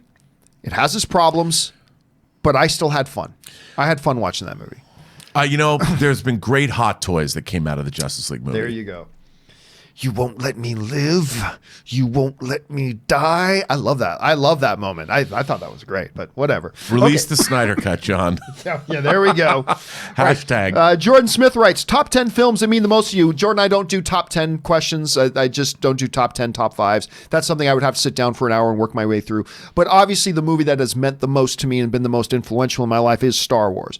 It's my earliest childhood memory. What made me fall in love with movies and kind of really directed and set the course for my life, really. Rob, do you got one that's like most important to you? You know what? If you're going to go back and say to me, it was George Pal's produced, Byron Haskin directed, the original War of the Worlds from 1953. Ooh.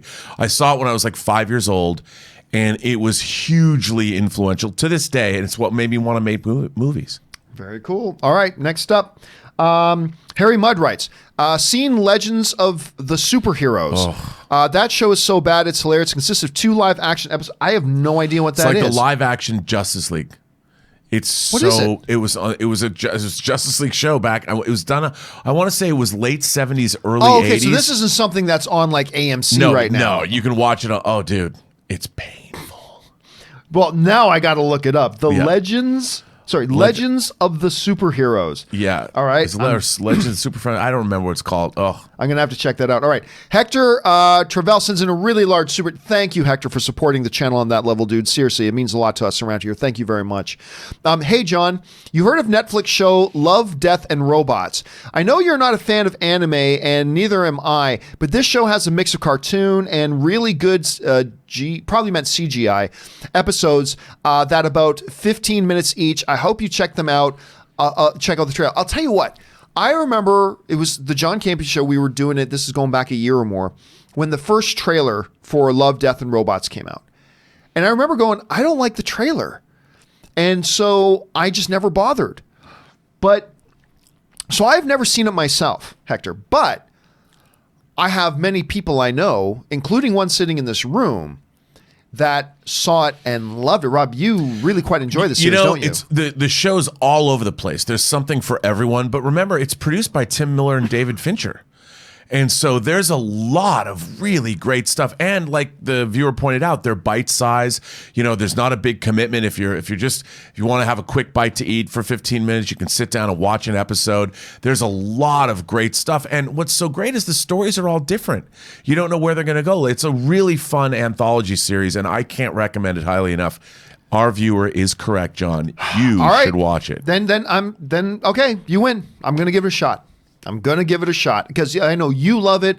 Soul actually loves it. Soul tells me all the time how much she likes it. Okay, and Hector's now. All right, you've done it. I'm gonna check it out. I will check out Love, Death, and Robots. Thanks again for sending that in, Hector. I appreciate that, dude. Harry Mudd writes, Devilman Crybaby is one messed up anime show. That's good. I've never heard of it.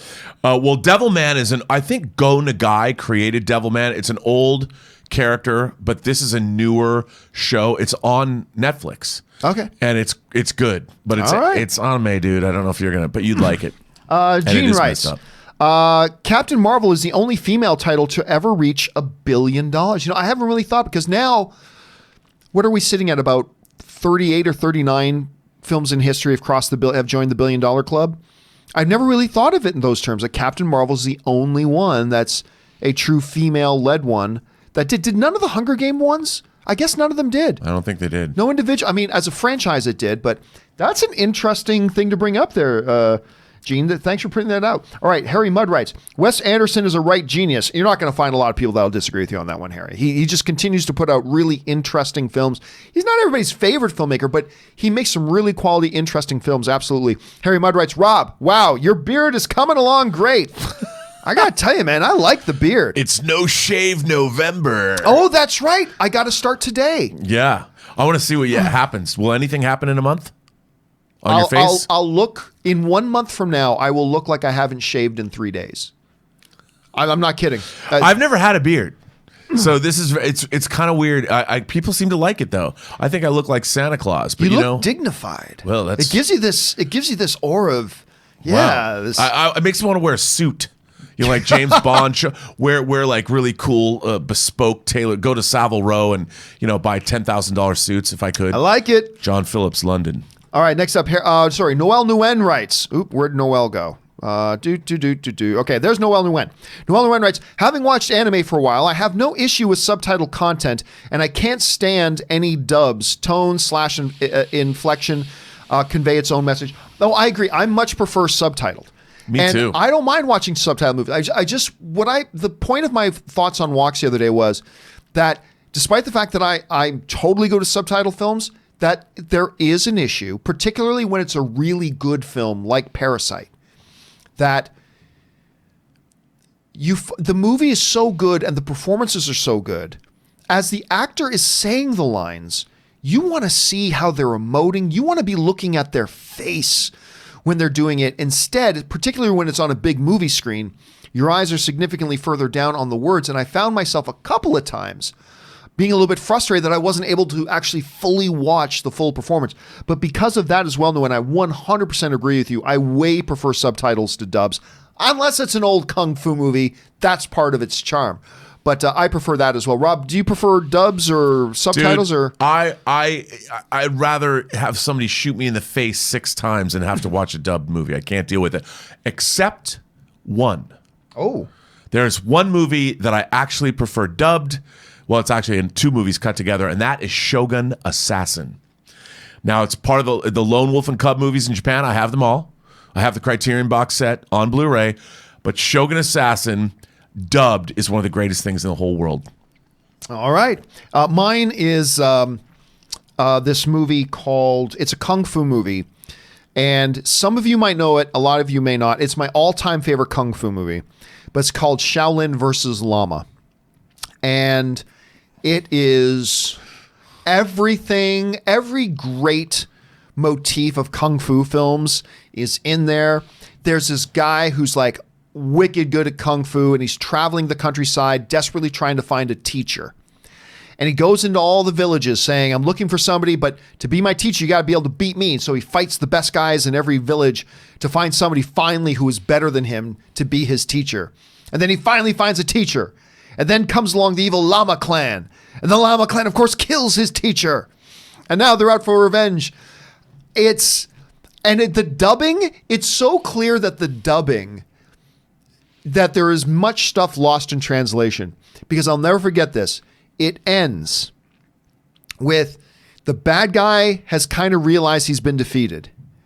And he's standing there and he starts slapping himself in the head, yelling, I must die to prove Buddha exists. To which I'm like, what the hell is he talking about? But it's pretty, and as he's slapping himself in the head, mouthfuls of fake blood start spitting out of his mouth. And then he kills himself by slapping himself in the head, declaring he must die to prove Buddha exists, which had nothing to do with the rest of the movie. But it's so good. It's so good. Shaolin versus Lama, ladies and gentlemen, in which the immortal words, if you beat me, you may beat me with this stick for my insolence. It's just a glorious, glorious movie. You should check it out. Okay, sorry. Got to move on here. Michael Cinquino writes, sends in a really large super chat. Thank you, Michael, for supporting the channel on that level, dude. That's really, really generous. Thank you, dude. I just want to thank you for all your content. Dude, it's always nice when somebody just wants to send in a message and just to say something supportive. Nice, dude. Seriously, it is our pleasure every day and our privilege every day to be here to talk movies and everything like that with having a community with people like yourself in it and people like yourself in it who support the community like that. So thank you so much for that, Michael. We really appreciate it. Jesse writes, wow, Rob coming in with that Han lives hot take. Hell yeah. Here's the thing. Don't you want Han to be alive other than this man right here who would rather see him 6 feet under? I want Sun Kang and his beautiful, gorgeous hair. And I want to. He does have good hair. I'm going to give you that. I found out they make a radio controlled RX-7, Han's RX-7. You can get on eBay for like $50. I'm going to buy that. And I'm going to drive around every day. I'm surprised you don't have it already. I'm surprised you haven't bought a Han wig. Well, the only thing I've got a display. I have a Han, a big metal Han plate that is on our refrigerator. I still think you ought to get the wig and come in someday with that wig on. I don't even know if I could find such a resplendent wig. It wouldn't do Han justice. Dude, money does a lot of things. You save up a little bit. One day I'm just going to go get Sun Kang and bring him in here. Just bring him in. Just bring in Sun Kang. And I'll just look at him nasty saying, you should die in that movie. Anyway. I probably wouldn't do that at all. Harry Mudd writes, I love the intermission music. I like the intermission music too. Thanks, Harry. Santes Henderson writes, finally, Parasite and Lighthouse are playing locally for me. I've been waiting for these two. I was going crazy with them not being released sooner. Well, they had small limited rollouts. Parasite, brilliant. Lighthouse, let's put it this way. I walked out of... I'm enthralled with that movie every second it's on screen because Willem Dafoe and Patrick Stewart and Robert Pattinson are putting on an acting clinic. It's amazing just seeing these two on screen together. But I got to admit, I still walked out and went, what did I just watch? Yeah, you know what? I felt that way too. I mean, I really enjoyed watching it, but when it was over, I'm like, wait. So two guys go nuts. Yeah, let's not give too much away, but it's a descent into madness. It is. But it's very also much connected into a Greek mythology. But just the performances. Like twice Willem Dafoe has these long monologues that I'm just like, sometimes I don't even know what it is he's talking about, but wow, I love listening to him say it. I know, you me what I mean? too. I loved it. The sound design in that movie is unbelievable. It's pretty. The square aspect ratio and the black and white, it was just all. Really you feel neat. like you're watching something at a time. But at the end, I did walk out going, "What did I just watch?" Like it's kind of intriguing. I think you're gonna have a good time. You All want right. to be a wiki. So you want to be a wiki. Danism writes, "Hey John, do you think the Dark Knight trilogy would have been a better foundation to bounce off of for the DCEU? We all know Nolan wasn't for it. Absolutely not. And the reason why is because Christopher Nolan, and he talked about this before, Christopher Nolan very specifically made his world without the supernatural. There was nothing meta about his world. His world was it was imperative to him to have a gritty, grounded world. Christopher Nolan's world was not a world that an alien that shoots laser beams from his eyes flies around in the sky. Or that there's Atlantis. Or that there's Atlantis. Can you imagine with the fish people? I mean, I would love it if like Jaimin Hansu's character just washed up on the beach in Gotham one day. In Christopher Nolan's Gotham, everybody would have lost their minds. Yeah, and it would have been a complete antithesis of the world that Nolan was building. It wouldn't have worked. Would not have worked. And that's the main reason why Christopher Nolan was so against it. And he was right. He was right. It's a different one. Whereas Ben Affleck's Batman was a Batman and a world in which all that could be and exist. But it's very opposite of what the world was that Christopher Nolan was trying to design. Harry Mudd writes, American Werewolf in London has the best wolf out sequence ever. Absolutely. And it's the moment of that movie that, oh my God, it's like I freak out watching that. It's all practical effects. It is my all-time favorite horror movie, period. It's my all-time favorite horror movie, period, end stop. And what do you think the over or under is that the new beautiful Arrow box set of American Werewolf in London arrives on my doorstep at some point today is? Some point today? Yeah. Oh, it came out this week. Oh my God. Big box set, Arrows. I mean, there's documentaries galore. There's a book in it. And by the way, Rick Baker, who did all the effects in American Werewolf, he has a gigantic 2-volume coffee table tome of his whole career that is a must own. The Rick Baker, I don't know who's going to buy it for me for Christmas because buying $250 books is not my bag. Because how many hot toys Stay on is the that? road. Stick to the Moors. Stay on the road. All right. Carlos Sosa writes, confronting fear is the destiny of a Jedi. Luke Skywalker, love it. There is something about Star Wars and Christmas. It's now upon us, dude. And you know what's funny is that I am distracted from the fact, and this is a good thing, I am distracted from the fact that Star Wars Episode 9 is imminently upon us because we got Mandalorian coming out first. 12 days till the Mandalorian comes. And then my excitement will really start to ramp up for Star Wars Episode 9 after that. But right now I've got this other glorious thing on the path in front of me. But then I will fully enveloped in the Star Wars stuff. By the way, lest we not forget, there are 2 episodes of The Mandalorian the first week. There's the one that drops when it goes online on the 12th. Then on Friday the 15th, the second episode drops, and subsequent Fridays, we are getting weeks of Star Wars. And then the week before, the Friday before last Rise of Skywalker opens is the 7th episode. Rise of Skywalker opens, and then on the 27th of December, we get the finale of the first season of Mandalorian. So it's 7 weeks of Star Wars, dude. Glorious. I'm going to build my 3-foot Star Destroyer model. All right. Harry Mudd writes, as a straight guy, I can say Cavill is a hunk. That's a good-looking dude. He is a good-looking dude. There are some guys that are like, I look at them and I feel a little bit of bitterness. Because I look at guys like Henry Cavill or a guy like a Javier Bardem. I remember the first time I met Javier Bardem, it was at a after party for Vicky Cristina Barcelona. I love that movie. By the way, Rebecca Ferguson stole that movie and she's not even on the poster. Anyway, Vicky Cristina Barcelona, fabulous film. And I'm staying there beside Javier Bardem and I'm just like, you know what? Fuck you. because he's so freaking just good looking. And like the universe is in And balance. cool. And very cool and nice and charming, and fuck that guy. Because I believe the universe, everything is in balance. And when somebody gets an overabundance of something, that means that schlubs like me get a little bit less of it. And I blame you, Javier Bardem, for the fact that I'm not a supermodel. Because you clearly stole all the... And sir, guys like Henry Cavill, Armie Hammer, And then they Javier put Bardem. both of them in the same movie, and you're like, I give up. Yep. And it's just not fair. It's just not fair. F those guys. All right. Father of a Legend writes, I'm so glad Black Lightning has a new suit. That last one was horrible. Listen, I'm not caught up yet. I've watched the first couple episodes of Black Lightning this series. I heard they went nanotech with it, even though I haven't seen the episode where they went with it.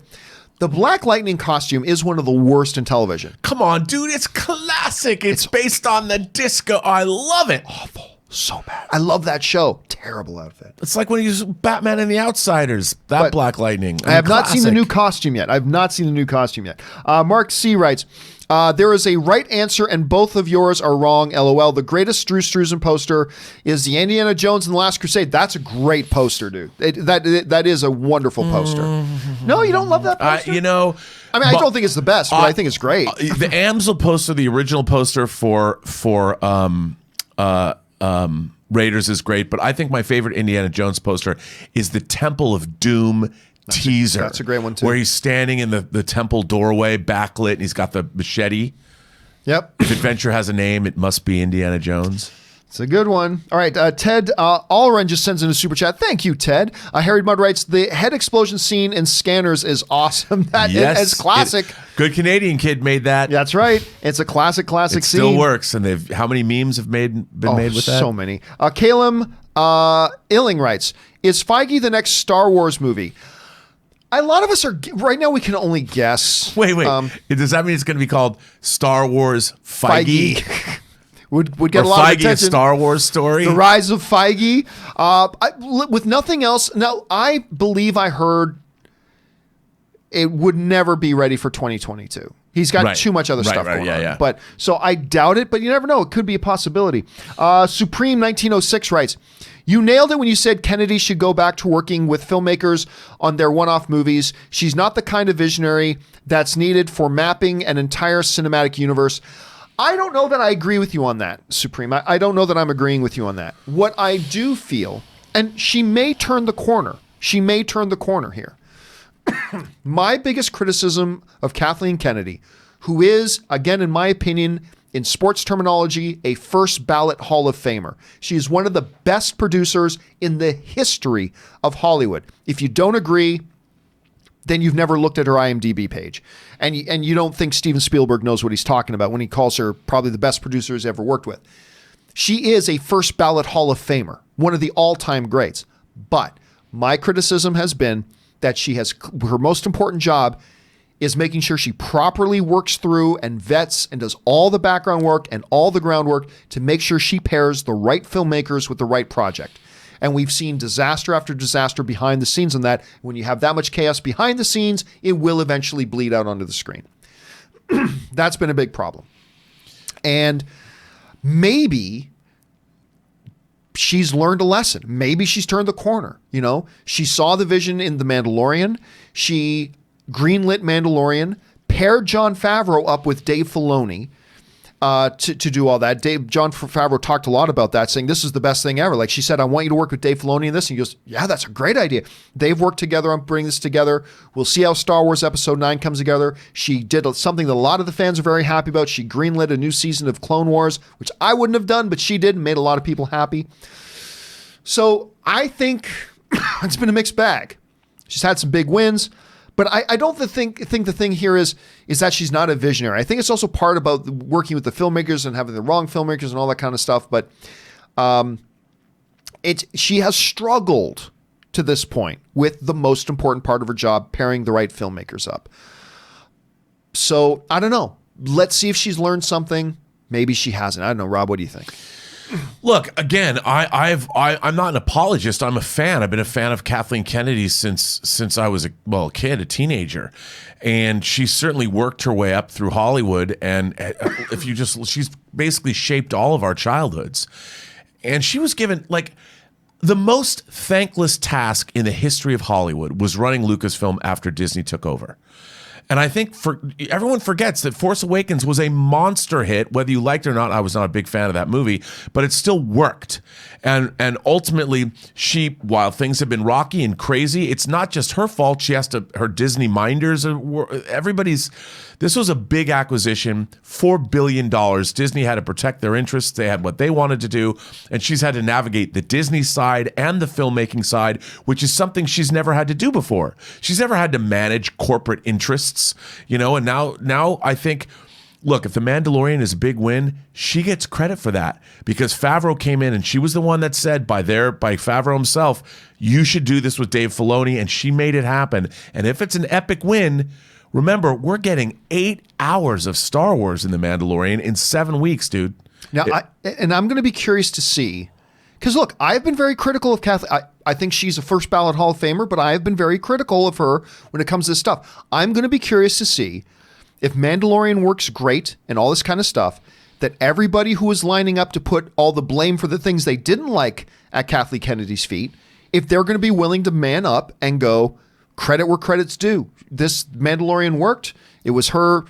She saw the vision. She made it happen. She put the pieces together for Favreau to bring this vision to life. I'm just curious if other people like me who have been critical of her work up to this point on certain things, if me and people like me are going to then be the first in line to say, you know what, credit where it's due. Or if they're going to pull the old thing, well, it didn't work because of her, it worked because of this. Well, listen, if you're not going to give her credit when the things work, you can't give her blame when things don't work. Yeah. You can't pick and choose. It's one or the other.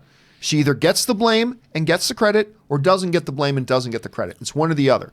So I'm going to be curious to see how that works out. All right. Here, Rob, listen, I think we can probably get through all the questions here if we fire. Do you got a few extra minutes today? I got some time, son. All right, then let's fire through the rest of the stuff we got here. Blade Runner Day. All right. Pretty fly for a Filipino guy. I love that name. Writes, actually, the X-Men wore different outfits by the second season, i.e. Scott and Jean's wedding, when their budget got better. I don't remember. I just remember Jubilee always wearing the same damn thing. Always wearing the same damn thing. That yellow jacket and her sunglasses. But now, Pretty Fly, you've given me a reason to go back and check that out because I got to see if that's true. Charles NC writes, hey, John and Rob, how do you guys feel about Before Watchmen and Doomsday Clock? I discovered Watchmen through the Zack Snyder film and love them. Rob? Oh, some of Before Watchmen I like. Doomsday Clock seemed to me to be fan fiction written by people that tried really hard but didn't quite hit the mark. I've heard that. I didn't read it myself, but I've heard that from a lot of people. All right. Next one up here is Harry Mudd, who writes, seen Solo with Mario Van Peebles. Cheesy science fiction from the 1996. I've never seen it. I have. What do you think of it? It is cheesy. But you know what's funny? Mario Van Peebles directed New Jack City. Yes, he did. And I'm a fan of him. I like Mario Van Peebles, and his father, of course, was Melvin Van Peebles, who made Putney Swope, made Sweetback's Badass Song. But I'm a fan. I actually met Mario Van Peebles once, and I met him at Warner Brothers 31 years ago, and I told him, I said, I really like the episode of Wise Guy you directed, and he was like, how did you know I did that? I said, I was a big fan. All right, Suthius writes, Mahal Kita, Mr. C. Mahal Kita, hope you know that one. I don't. I don't either. I don't know that one. That one's gone over me. Mr. C. Mr. Cunningham? Happy Days? No. Probably Mr. Campea. But Harry Mudd writes, I'm a full-time bearded guy. Well, I guess Rob is joining the honorable ranks of the bearded one. I mean, I don't know how long.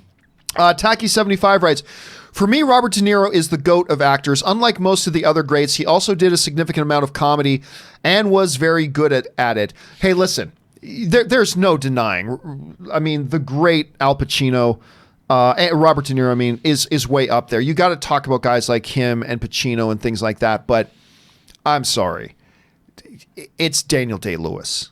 It's Daniel Day-Lewis all day, every day. That guy, when you look at his percentage rate of the percentage of films he appeared in and what the percentage was of those films he appeared in that he actually won Best Actor at the Academy Awards or was at least nominated for Best Actor at the Academy Awards, it is a ridiculous percentage that will never be matched.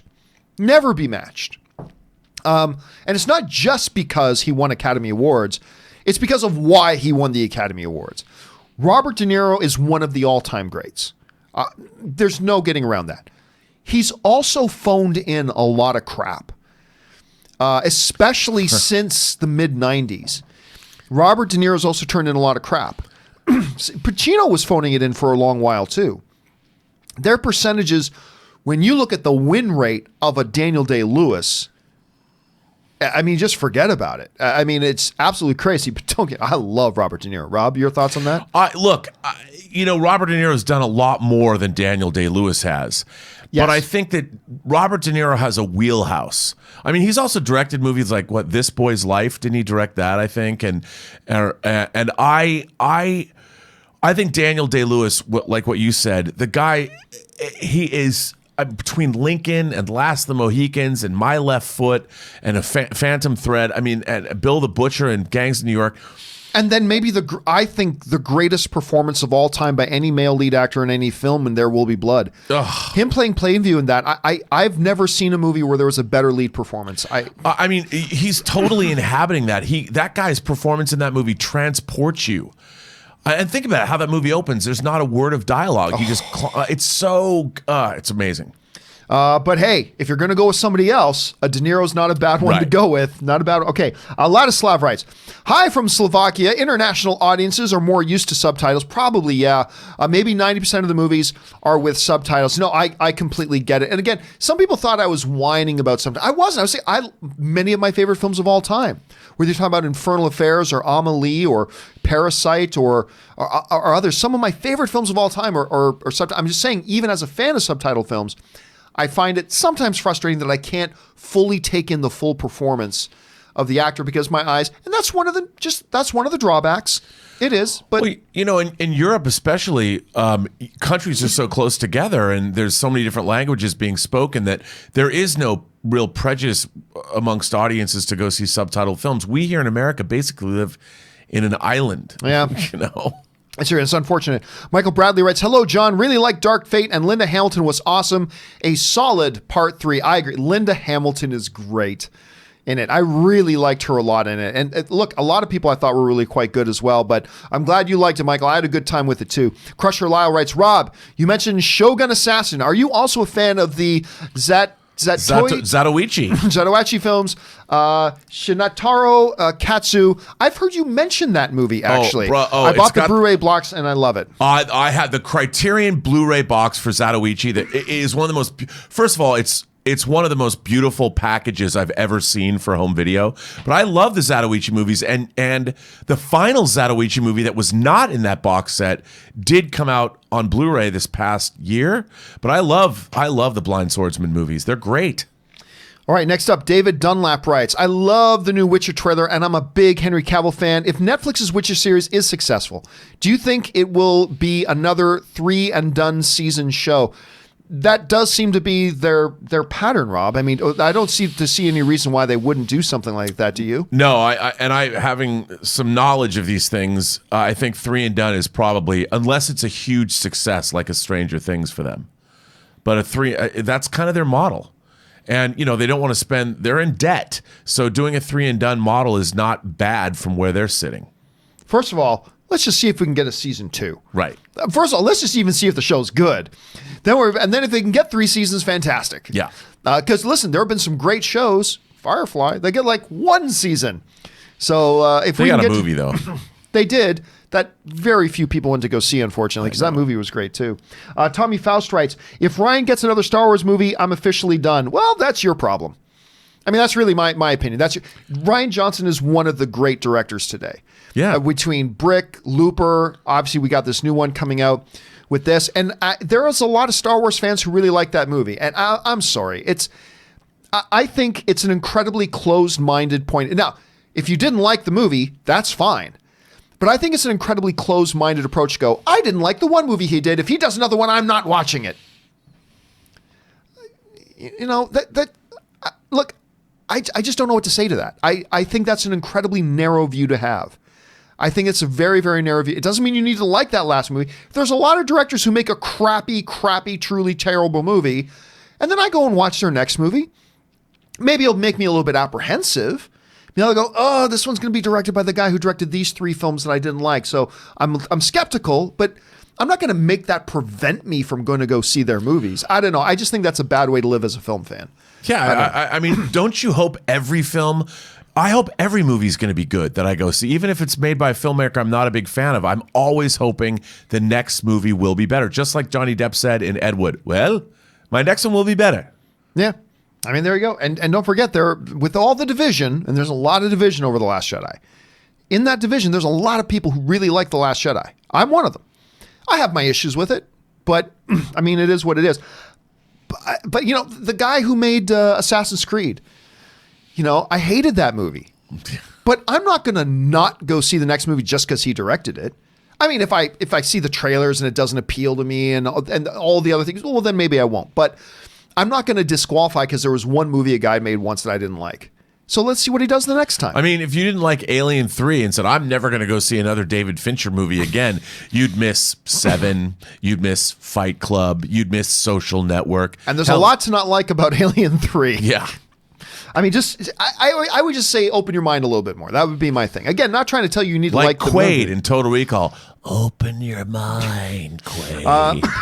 Jaron Morris writes, got high the other day and played Last of Us. # cry time. The ending of Last of Us is, I'm very excited for this next game. I'm very excited for the next game. If for no other reason, just to watch the cinematic cut of it. Right, the story. I mean, it's so good. All right, Nat Park sends in a very large super chat. Thank you so much for supporting us on that level, Nat. Hi, JC and Meyer Burnett. Have you seen all of this season of Arrow and Flash? I watched, when I was in the gym this morning, I watched the latest episode of Flash on the treadmill. Have not seen the newest episode of Arrow yet. But anyway, they have both been consistently good, and I am hyped for Crisis. Also, possibly no more flash forwards, but they were starting to get better. No, they weren't. I'm like, okay, first of all, if you're telling me they do something in the next episode that I haven't seen yet, that maybe suggests that for the rest of the season we won't get any more of Oliver's idiot kids, we now pause this really good episode of Arrow to take a look to see what's Oliver's idiot kids doing in the future.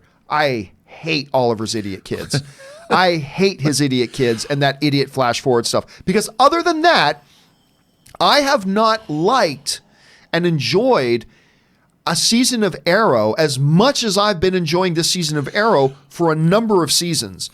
And just get rid of the Oliver's idiot kids. Dude, I'm digging. I'm a little behind as well, but I am digging the setup for Crisis. Yeah, I'm really liking what they're doing. They're really all in on this. Yeah, I really feel like okay. They're making me feel like I felt when I read Crisis back in the mid '80s.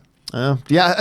And by the way, so I guess you're not caught up on the newest episode of Flash either. No, it takes a little bit of a turn, and I dig it.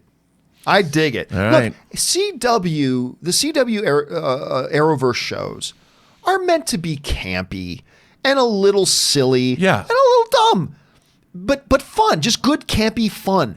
And I found that they have really leaned into that while maintaining, also trying to make some good character drama and whatever at the same time. I totally agree. I think it's a breath of fresh air compared to the cinematic universe stuff that we get. Yeah, and by the way, there's room for all of it. Yep. You can go something really darker and heavier like a Daredevil was, which is so good.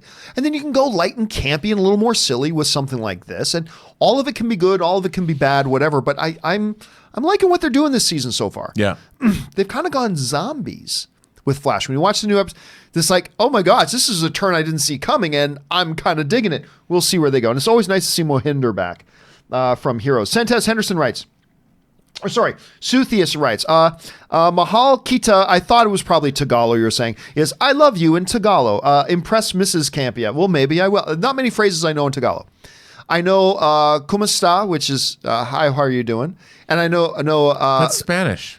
Well, there's a lot of similarities between Filipino culture and Spanish because they were occupied for so long. Oh, of course. That's why there's a lot of Spanish names. In the Filipino culture, a lot of Spanish names, and salamat, which is thank you. So once in a while when I'm out and I know I'm being served by like somebody who's Filipino, I'll go salamat, and it's like, oh, it's like don't be impressed. That's the only word I know. But there's that too. Okay, Sentes Henderson writes, Waiting for you to admit that Kirk Lazarus is a better actor than Lewis. He won 5 actor awards in his tenure and could win more. I don't even know who we're talking about. Yeah, I don't know. So I can't reference it. Sorry about that. Jaron Morris writes, so it said you play... Let me try this again. So it said you play as both Ellie and Joel in Last of Us 2, and we see play as Ellie in start of game. What if Ellie dies and you finish off as Joel? Well, Jaron, then you... if that happens, then Ellie dies and you finish off as Joel.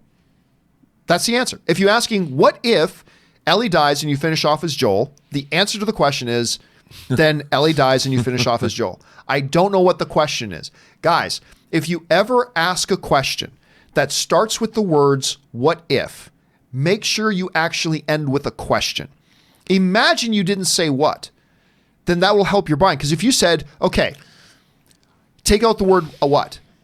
If Ellie dies and you finish off as Joel, then... But other than that, I don't know what it is you're asking. What if what? I mean, so just remember, guys, what if questions... You got to make sure it ends with an actual question. Make sure it ends with an actual question. Because I want to make sure you guys send in questions. I want to make sure I'm answering what it is you're asking. So make sure you ask an actual question. All right, Valhalla Erickson writes, I'd like to see the 90s X-Men animated series get a revival.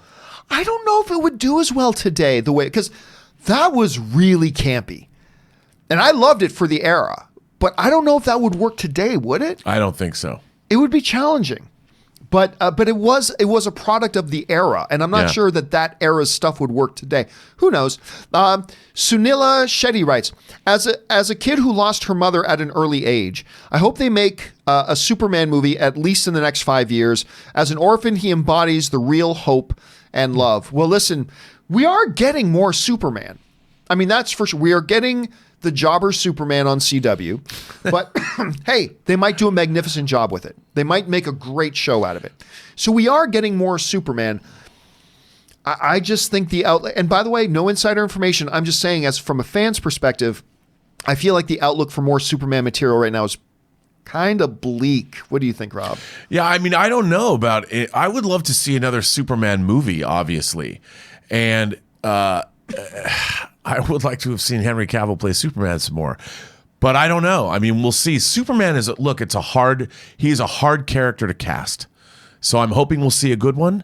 But who knows if we will? I don't know. But we are, like you said, we're getting Superman and Lois on TV. So maybe that'll be good. All right, next up is Mr. Kaplan, who writes, where's Mr. Kaplan go? There he is. Crushing on Rob, grow that beard. You're awesome, John. I'm telling you what, dude, that beard is... If you had asked me a few weeks ago, John, do you think Rob would look good in a beard? I probably would have gone, no, I don't see it. But now we see it. Wow. And it's looking pretty distinguished and dignified. I'm digging it, dude. You know, I want to... I'm all about Don Johnson. Don Johnson's in Knives Out, and he is also in Watchmen.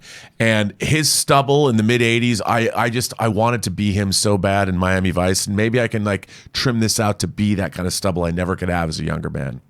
All right, Ladislav writes, you are so going to hate the last episode of Arrow. Can't wait for your reaction. Seriously, do a video, please. Oh, well, thanks for setting that up, Ladislav. Thanks. I was starting to think, oh, maybe this next one's pretty good. And then you say that. Okay. I don't know. Is it featuring Captain Buckles? I don't know. But thanks for putting a downer on my day. All right, John Hine writes, over under 24% Robert Meyer Burnett owns Agent Cody Banks on Blu-ray.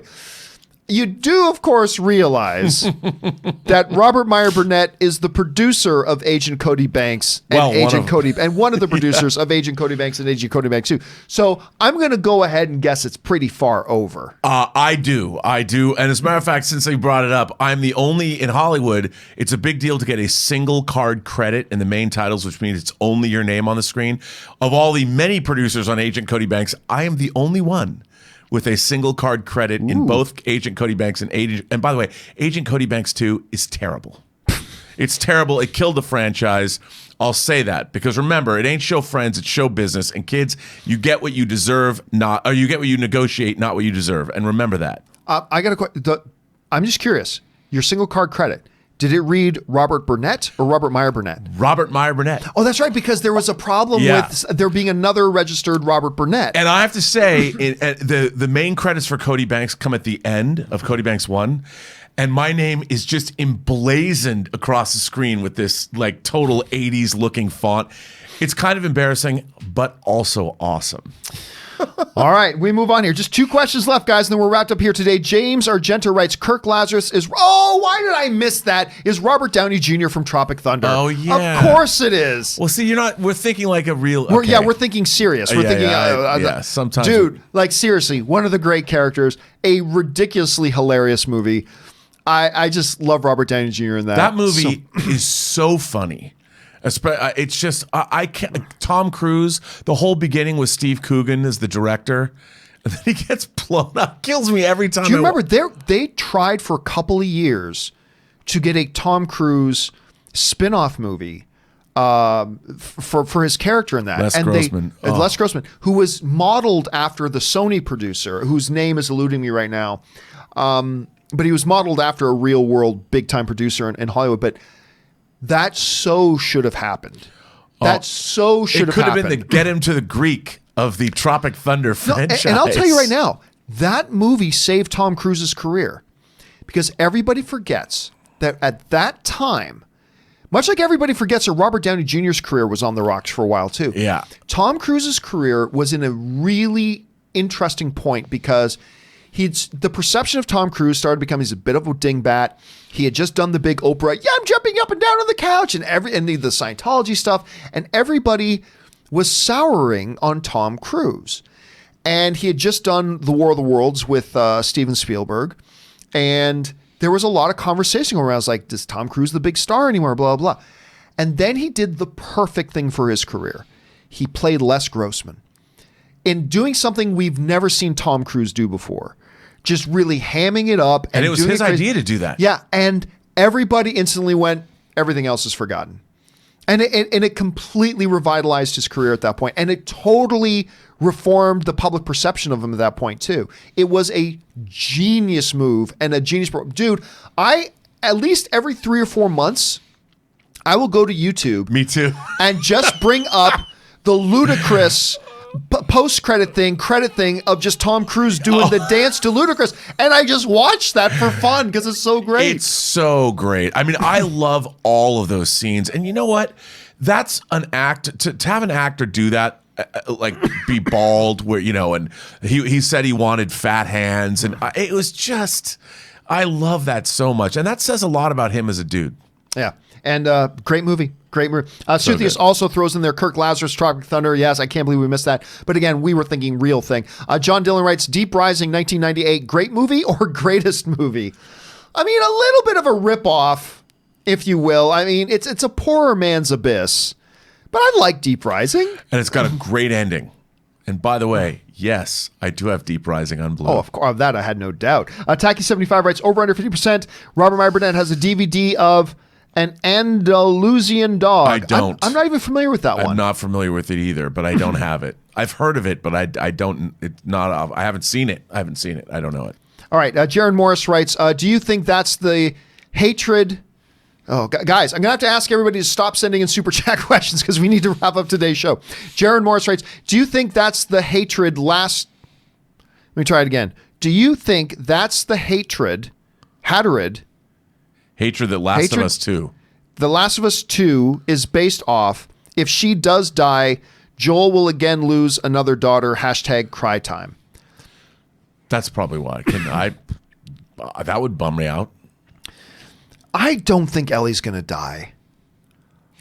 But can you, as a player, can she die on you and then you have to finish the game? But remember, there are many, many, many games out there where the first part of the game you play as this character. That's true. And then the next part of the game you play. It's not like this Grand is a Theft new Auto thing. 5.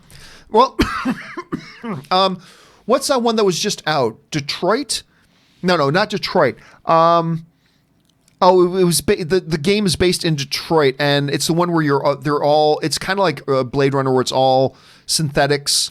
It's all yeah. not replicants, but androids living in the world. Anyway, you play as one, then you play as another. It's not like it's a new thing. So Right. I still think, because I think they're looking beyond Last of Us 2. And I think Ellie is a core. So let's put it this way, man. It'll be impressive if they did kill her off. Okay, Darth Sidious writes, while Rob has a decent beard, I have a full one. Yes, but it takes time to get a full one, Darth Sidious. Senior Film writes, we need a Manu Bennett Deathstroke spinoff ASAP.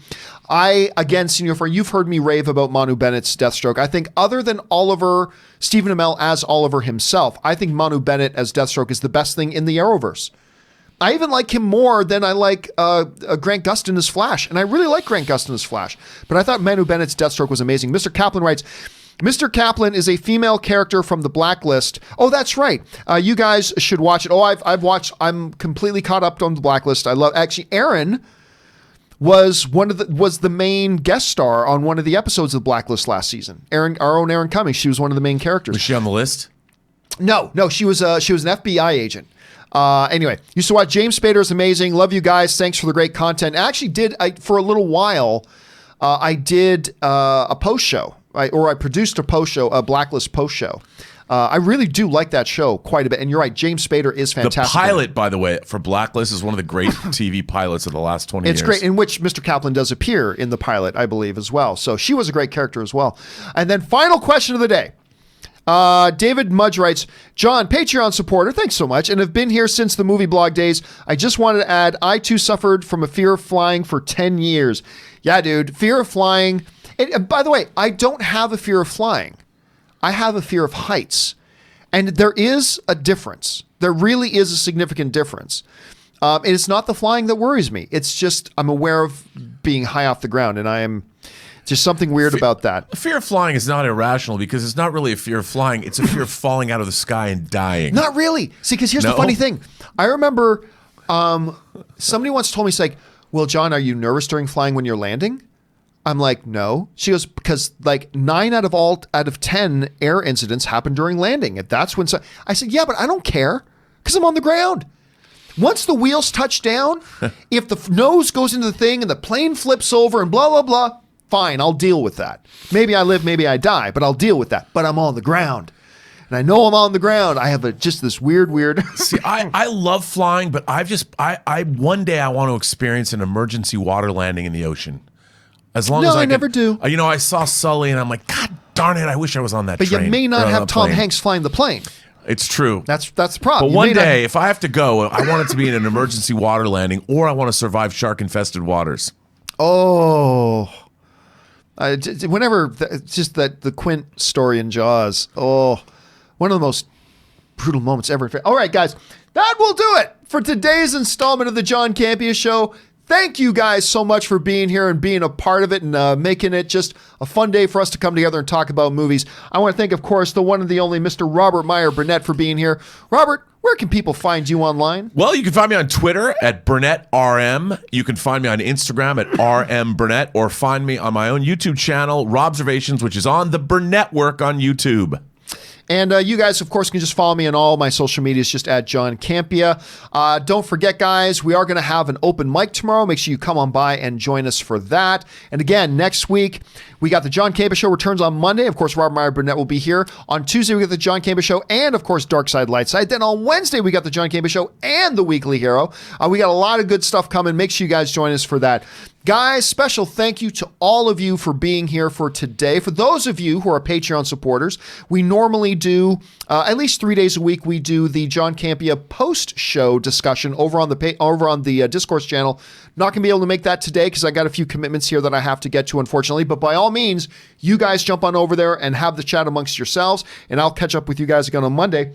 That will do it for us for now, guys. Thank you so much for being here. My name is John Campea, and until next time, guys, bye-bye.